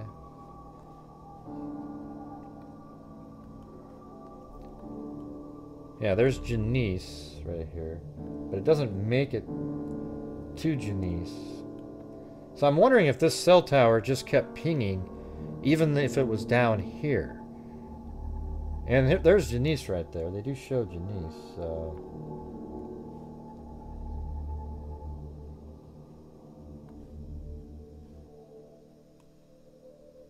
Now that's Genesee. Oh, Genesee is way down here, so we can move this further.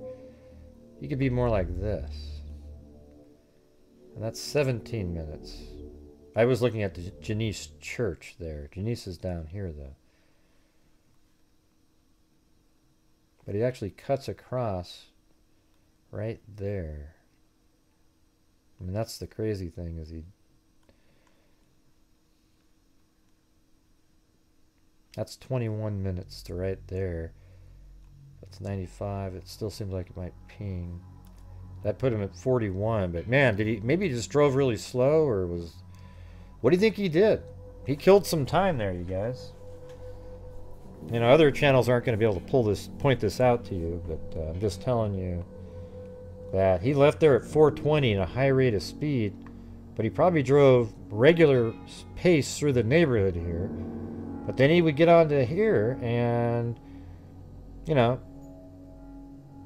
no, but KK, now you're changing your opinion. Okay, you're missing. I think you missed the point here. Yeah. So the thing is somewhere on this route we're missing 17 minutes right here. But then when he got down to here, when he cut across and was going to go by Washington right here, there's some time in there, but the time that's missing is up here further, because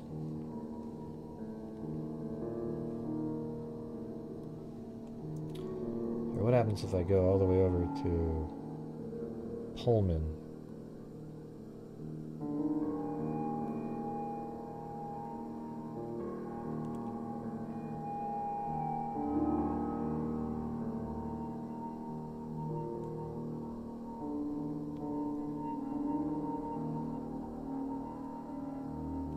There you go. That's their route right there. That's 46 minutes for that whole route. He left at 4:20, so that means we put him it should put him in Pullman at, so if it's 46 minutes, he's driving regular rate to not attract attention. He left at 4:20. That would put him at 4 minutes after 5, so it would be 5:04 when he got into Pullman, Washington. Right? So let's see what they say over here. So he didn't get there till 5:26. So now there's even another few minutes missing. It's pretty interesting. So there's 17 minutes missing time from here, because we got this is the exact route right here. Just like this. Boom. I mean, we don't know exactly because he could have went somewhere over here. But I mean, that's how he got through that neighborhood. And then they think he went south on 95 here. And then he went down like this. They have this exact map in their presentation. So this is page 14 here. If we scroll down, look, see. They didn't, it's not, whoever drew this just drew it with their hand. Because that's the only route that works in there. And so you can even see it has a general shape, but it's not perfect. But that is the only place that you can do to get even close to that route there.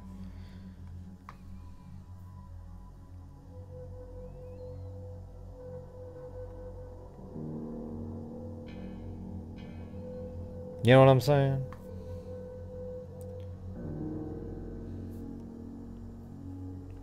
Right, but you keep changing up your theory, KK. You know, earlier it was when he was going into Washington.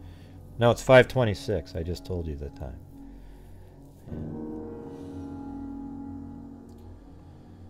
Yeah, so anyways, let me go back up to there. And then traveling west towards Uniontown.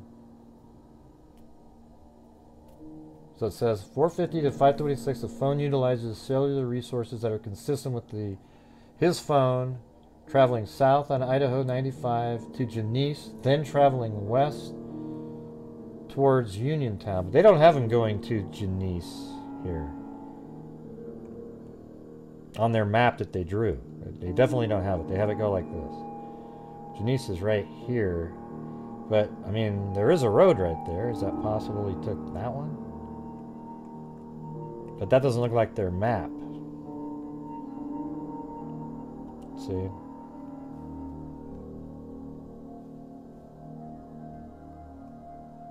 See that right there? It's not the same. And it's... I was even looking at the colors in here, and the one I had was perfectly matched up with that. So.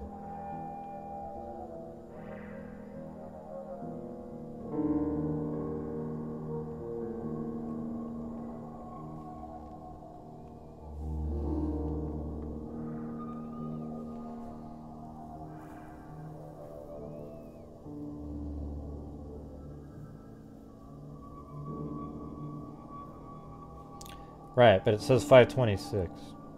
Yeah. I have it all mapped out already. So. See, over here. His phone pinged at 5:25 a.m. right here. Driving right by that. Then it pinged at 5:25 right here. So if it's 5:25 right there, and then they have...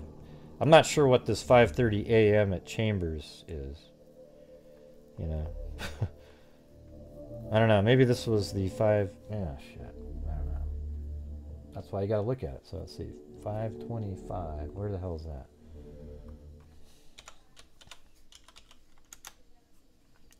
At approximately 5:25 a.m., a white sedan, which is consistent with the description of suspect vehicle 1, was observed on 5 cameras in Pullman and WSU campus cameras. So those are exact times and a location of the Elantra.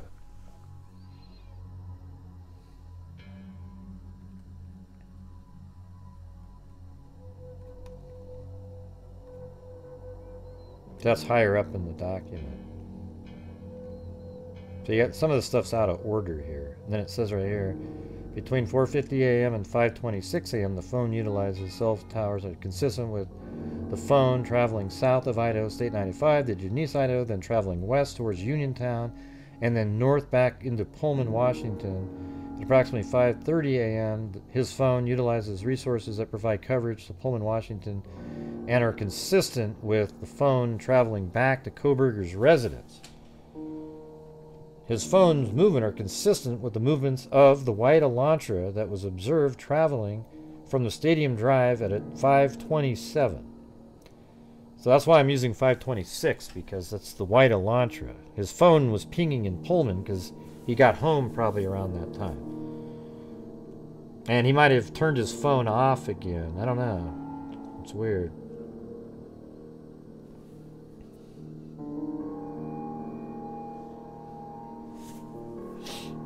Let's see.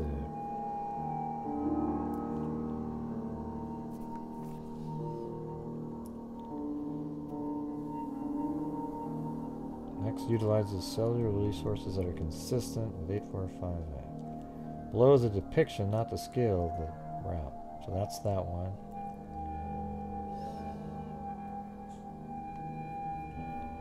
Historical and CSLI June.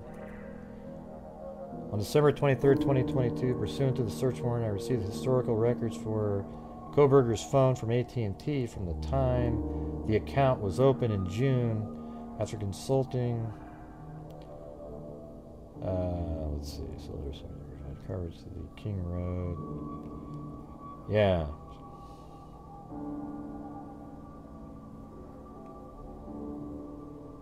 Oh, that was on a different date. This is the one that was important here, though. So this one right here is on the 13th, but after he got home and maybe took a nap for a while, he got up and he left Pullman. I think it was around noon.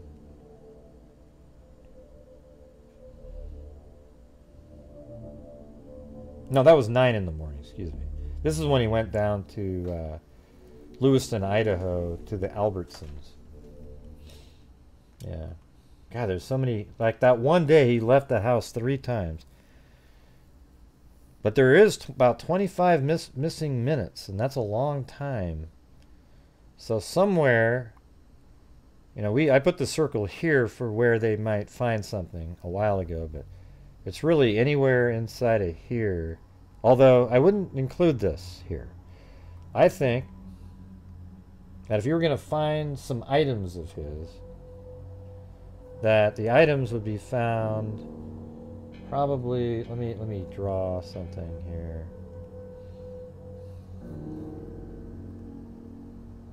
Here, I'll do a polygon. Something like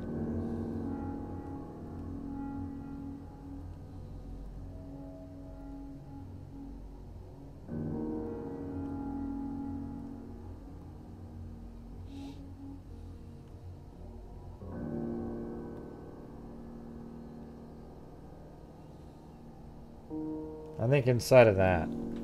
I think this is the area, not here. He's not missing any time really on this route right here. It's all the missing time is over here.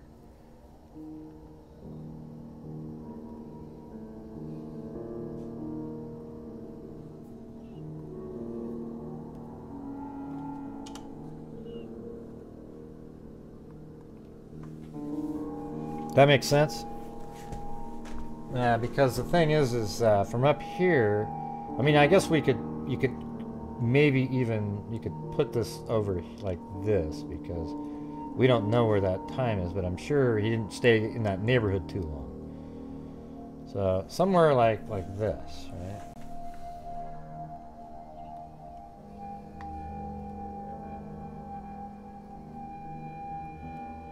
That'd be kind of fun to go out there and look, you know?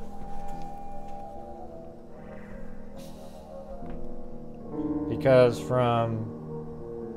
left at 4:20, and it's only an 11-minute drive down into the Blaine area. That should have made it 4:30 4:31. But his phone started pinging at 4:48, so that's 17 minutes of time right there that's just gone.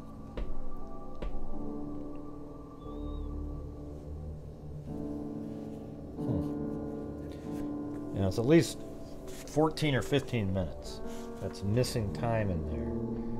And so, you know, after he leaves here, did he... I mean, I guess, even here, I mean, it's possible then I guess he's over here. He could have driven down, turned off his phone, drove out there a little bit. I'm just going to make this a little bit more... just kind of change it up a little bit.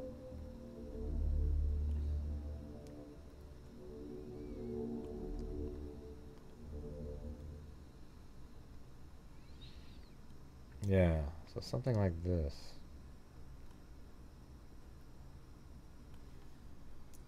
It's a pretty big area, but that's just what it seems like. There we go.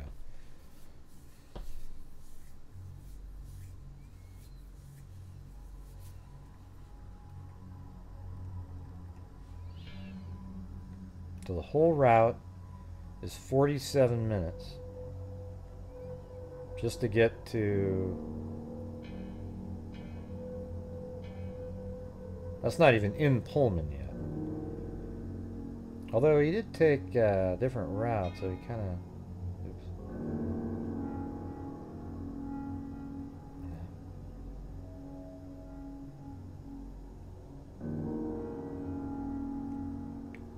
Oh, crap.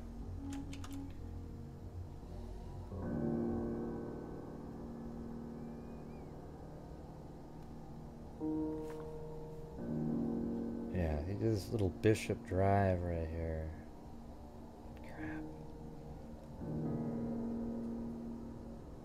Crap.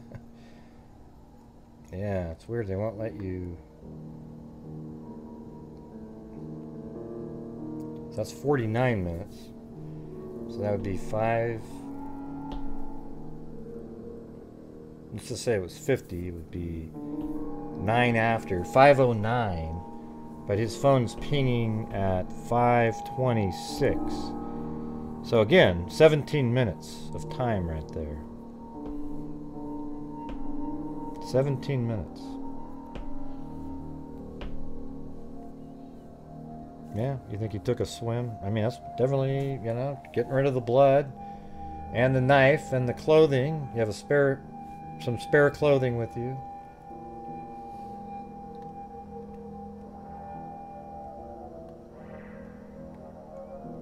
Is there really anything like that, though, that you can just jump in a...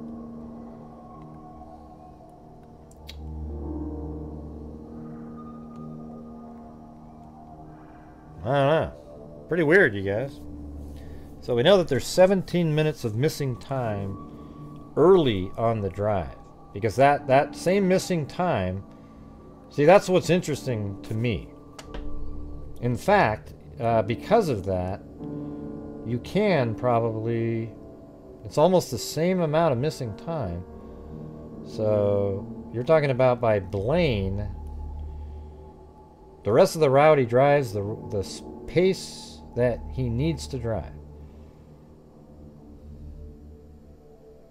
So let's just say it's right in this area.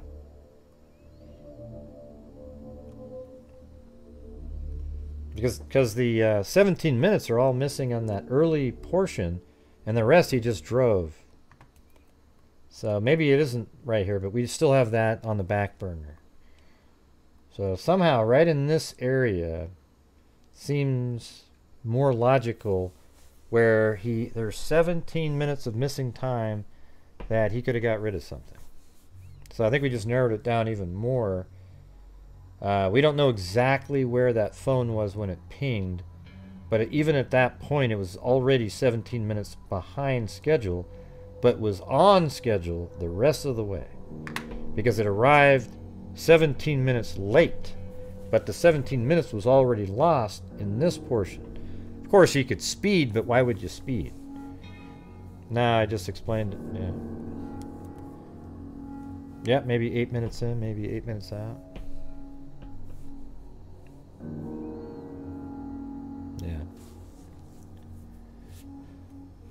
LiDAR, Jesus.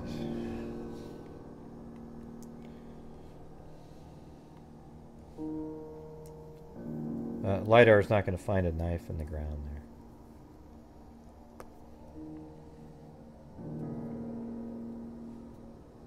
there. Mm-hmm. Yeah, like 8 minutes off. There's Blaine.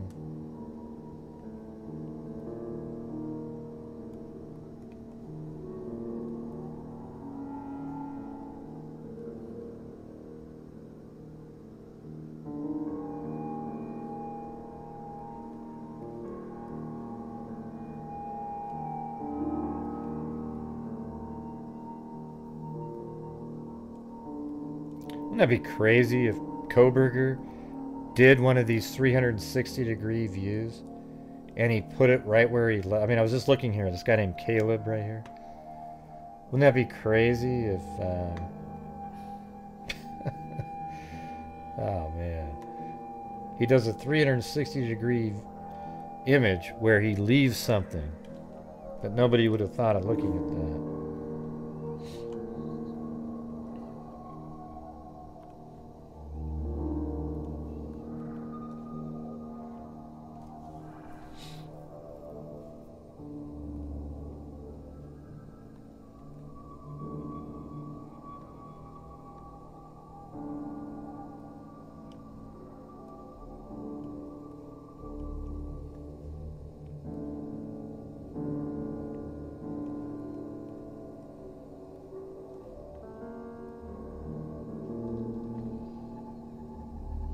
Yeah, there's just these two spots right here.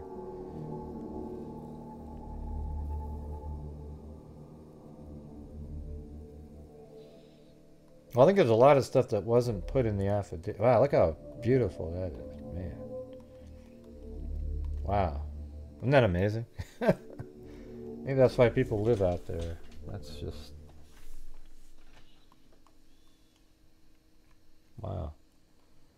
That's amazing.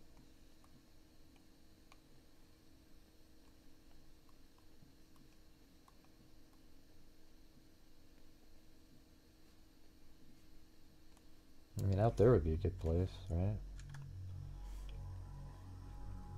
It's right here in this patch.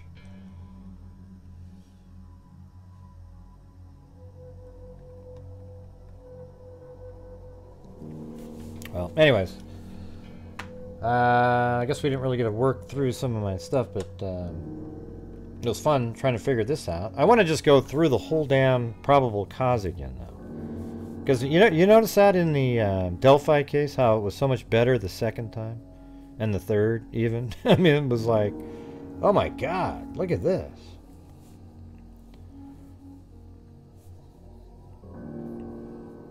Yeah, maybe we'll do that tomorrow or something. I just want to go through it from start to finish again, and then keep in mind the email that I got.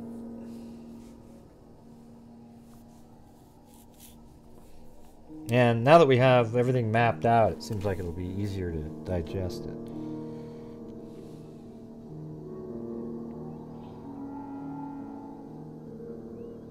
What was what email? What does that mean?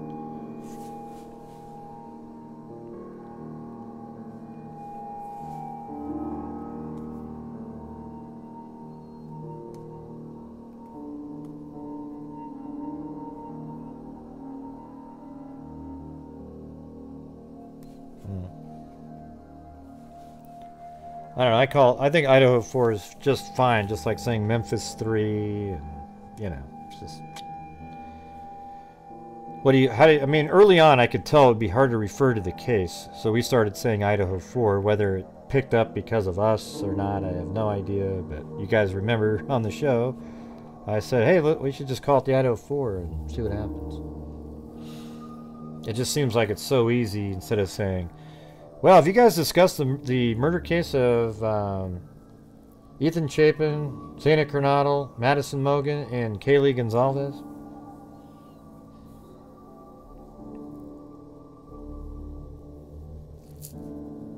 I mean, everybody knows who they are now. Yeah.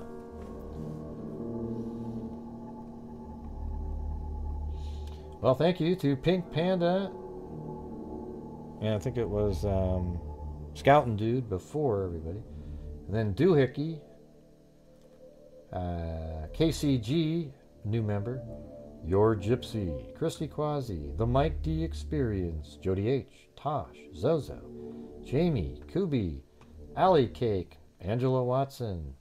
Joel Sane. Plato. Eugenie. Annie T. Scoutin' Dude. Teresa Dean. Riptide Crime. And Rebecca Khan. And Alifair M. Upgraded. Thank you so much. Claire. New member. Valerie Hotsfeld. Cindy Lynn. Caligal 3. The Ryan 1 month.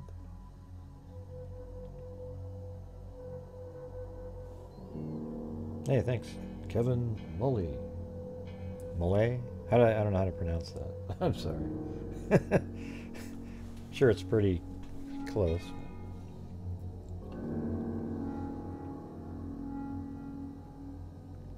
Yeah. Annie T. LW new member. Razworld 13. Paul Hallett. One Sly Angel. Terry Shufford. Alifair M. Scoutin' Dude. Joel saying, I'm going to try to put out that video sometime, early afternoon or, something like that tomorrow. The Mike D Experience. Mary Crossley. Michelle S. Tosh.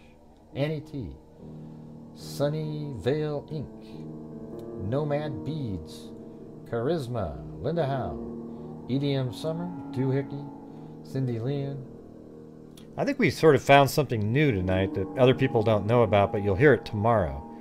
As that we've isolated where there's 17 minutes of missing time on the drive from Moscow, Idaho to Pullman on the route that they showed us in their diagram. Okay, now if you drove a little bit farther south, then, maybe it would have taken longer. Let's see. Let's just try this really quick. What happens if you go down the far way? That's only 50 minutes, so you're still missing time. See, that's the weird part, is he's not really even saving a lot of time going that weird route that we came up, that he went on. This one. That's 50 minutes also. So, he doesn't save any time by doing that. It's just isolated. Don't you think that's a little odd, too? Like, that whole trip across doesn't save him any time at all. It's almost as if he wanted to do that because it's not on a main highway where he thinks maybe cops might be or something. So he goes like that, then he drives up this way. So there you go, everybody. I'm sure you'll hear it tomorrow. They came up with it all by themselves. But I think we've isolated where there's 17 minutes of missing time. Let's just say 12 to 17 minutes of missing time, and in that area could be where some items were disposed of, because the rest of the route he's driving at a normal pace, obviously. So I can't imagine him wanting to drive back into Pullman, Washington with the bloody knife and his bloody clothing sitting in that car. Can any of you picture that? I mean, that would be ridiculous. So at some point, something was done with those items. So, right, KK? With the boom! Hey, you got the boom button, okay? You can hit that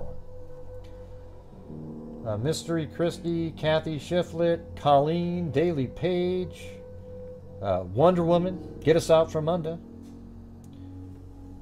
Mickey Duff, D&K Reck, member, 20 months. Nikki Zibs. Doohickey. 15 Lee. Inspector Clouseau. 15 Lee. K-Me. Cantina. Christy. Scoutin' Dude. Nicole. The Mike D Experience. Lanky Tor. With a cat eye. Caligal 3. Nefarious, new member. Oh my, that's funny. My the show's like an hour behind what I'm looking at up here. American Lady, Peggy Girl, Don Ganton, new member, Ross from Nebraska, Tiny Palace, Joel Sane, After the Headlines, and Kevin Moley. Maybe I said it right that time. And Cash App, we had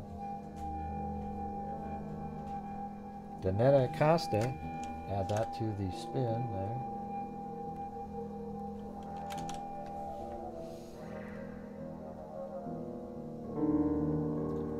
And we had Shazzy D.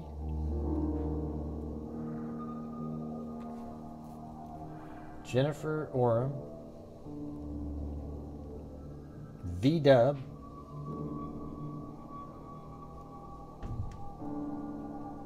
Nicole Yu. Kelly Snyder. PTGO Tracy. Shelley. Laura Stewart said thanks, Greg. Well, thank you. And Claire Hill. So 3 notebook orders there. That's pretty cool. Thank you very much.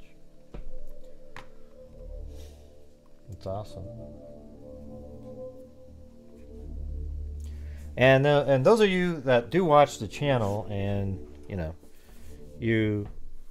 and I'm doing things to try to get super chats, like putting myself in prison, and or people put me in prison, or I put myself in prison, or whatever. It's just a way to raise funds for my channel and the charities that are really the most important thing for me. I mean, I like to make the income as well on the channel, but at the same time, now this year's goal is probably going to be 60,000.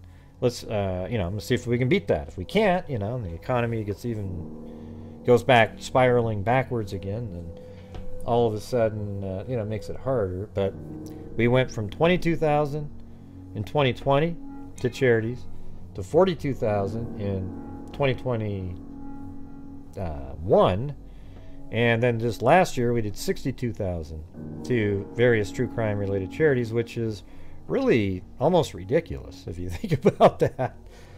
Don't you think that's just pretty crazy? I mean, $62,000 from a relatively small YouTube channel because of the generosity of all the freaks. I mean, that's I don't think you're not going to see that too often. And so whether or not whatever I make, that's awesome. Whatever, right? It's like, it's a huge percentage from the channel. So, when you see these videos out there where they're going to go, oh, look at Gray, he's always, e-begging and stuff. I mean, you can call it whatever the hell you want to call it, but I don't look at it like that at all. If I had some kind of a scheme or something, wouldn't I be a complete moron to donate 62,000 of it? Wouldn't I find a way to say, oh yeah, wow, this year was great, we did 32,000? Wouldn't I just do that? And then I would have had another 30, but I didn't do that because that's not what I do.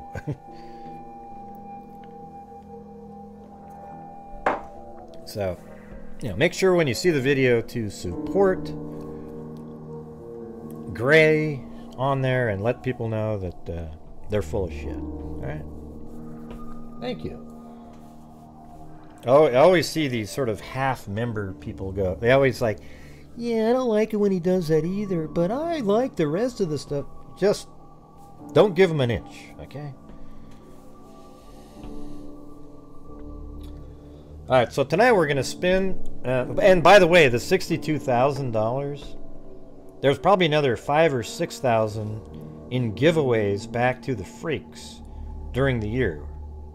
At least that. Okay, at least that. So it's not even just the 62. There's all the prizes, and like every time we do a what are those called, tumblers, that's $25 right out of my pocket, right? I mean, so And the mugs are like 15 because I use this one site and they just ship them off.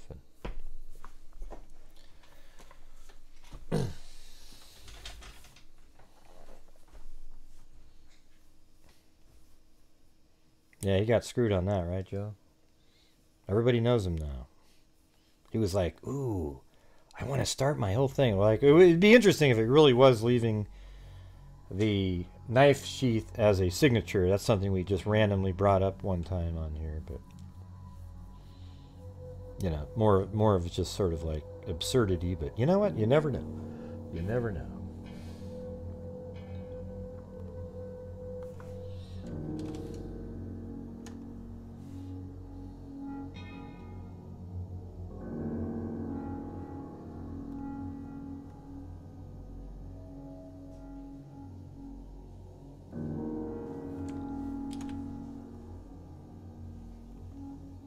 Now, if you happen to buy a notebook and you win the spin, then you get a mug.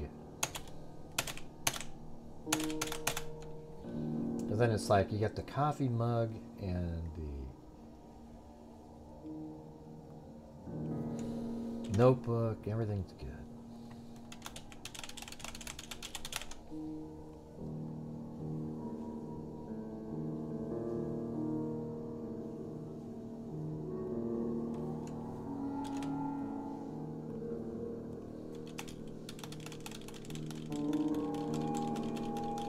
Thanks, V-Dub, for that.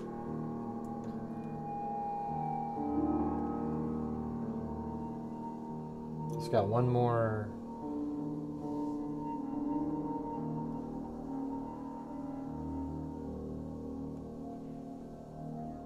Well, thanks, Shazzy D.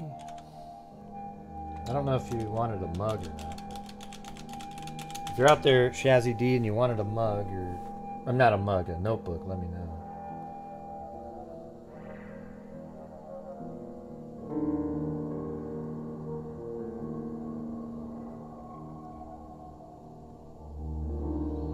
I'm just trying to get everybody into the spin here at the end.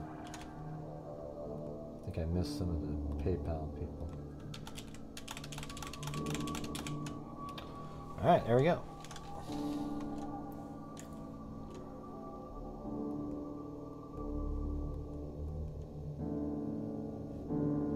That music's been creepy all night, hasn't it? It's pretty good background music.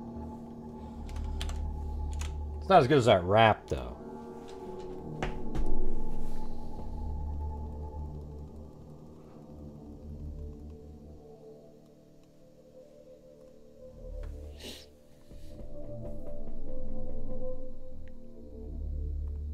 Yeah, tonight just flew by. That was weird. I thought it was only like 2 hours in, and it was 3 hours and 20 minutes. So I'm not going to be spending any extra time at the end, I can tell you that. Now we're at 3 hours and 45. Thank you, Jennifer Laura. Gentleman and a scholar. Oh man, a gentleman? I don't know if you hear that too much out there on the internet. I'm a bully and a mean person who just absolutely is a crazy wacko. Oh, it's kind of a spooky version. You hear the music playing in the back?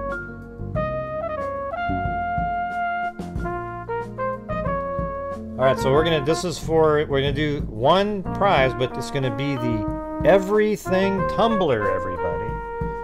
The Everything Tumbler. So put your hands together and pray that you win. Just kidding. All right, here we go. Here comes the spin.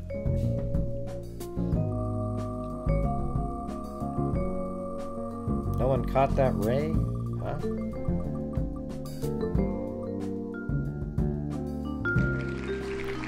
That rap was regal, like a beagle eaten by an eagle.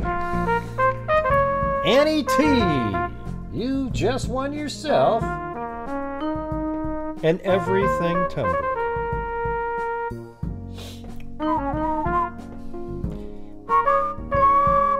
How about we'll do Maybe I will do one spin for one notebook. All right, you guys. Here we go. This is one spin for one notebook. Okay, good luck.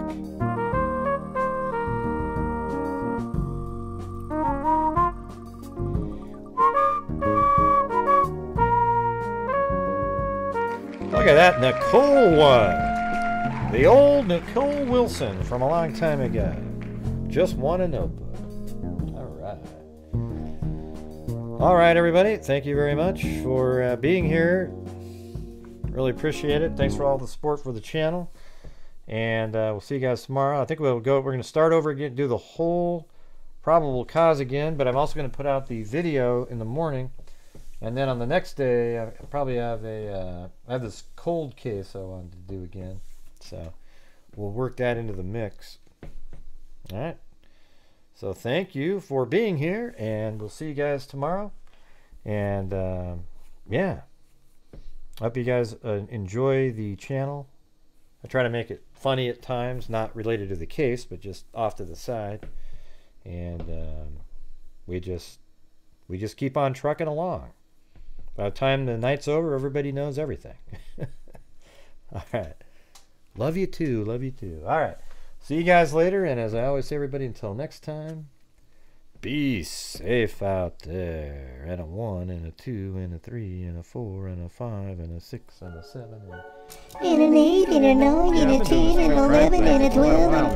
Well, you're sounding a little bit better now, Mary Lou. Are you not sick anymore? I feel a lot better now, Gray. Crime detector. Good for you. Plug rejector. I'm a certified human lie detector. Gonna get ya on a stretcher if you try and play me like an old projector. And F and this and F and that. A bald eagle and a cat. Is gonna give another lecture. Crime collector, freak connector. F and this and F and that. A bald eagle eat a cat. Fool deflector, interceptor. Eat a cat and a rat and a bat. And he sat on an F and hat with a hat. Just remember, I've a temple fucking checker. I have no agenda. And the hat had a I'm no mat. pretender. And I'll serve it to you straight without the blender. And in the end, I'm with gonna a send bat. ya on a mission to reveal the true offender. Yeah, you're pretty good there. Yeah, You're good, Bryan Kohberger. All right, everybody. Talk to you. All right, everybody. Thank you for being here. There's mosquitoes the size of bald eagles in that dadgum swamp. Yee! 5 brain cells, 4 aren't working. Huh? It's a house! Goodbye, everybody. Yay!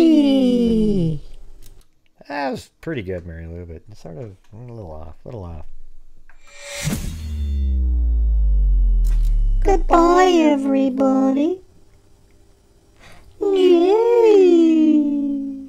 Perfect. Thanks, Gray. Okay, Mary Lou.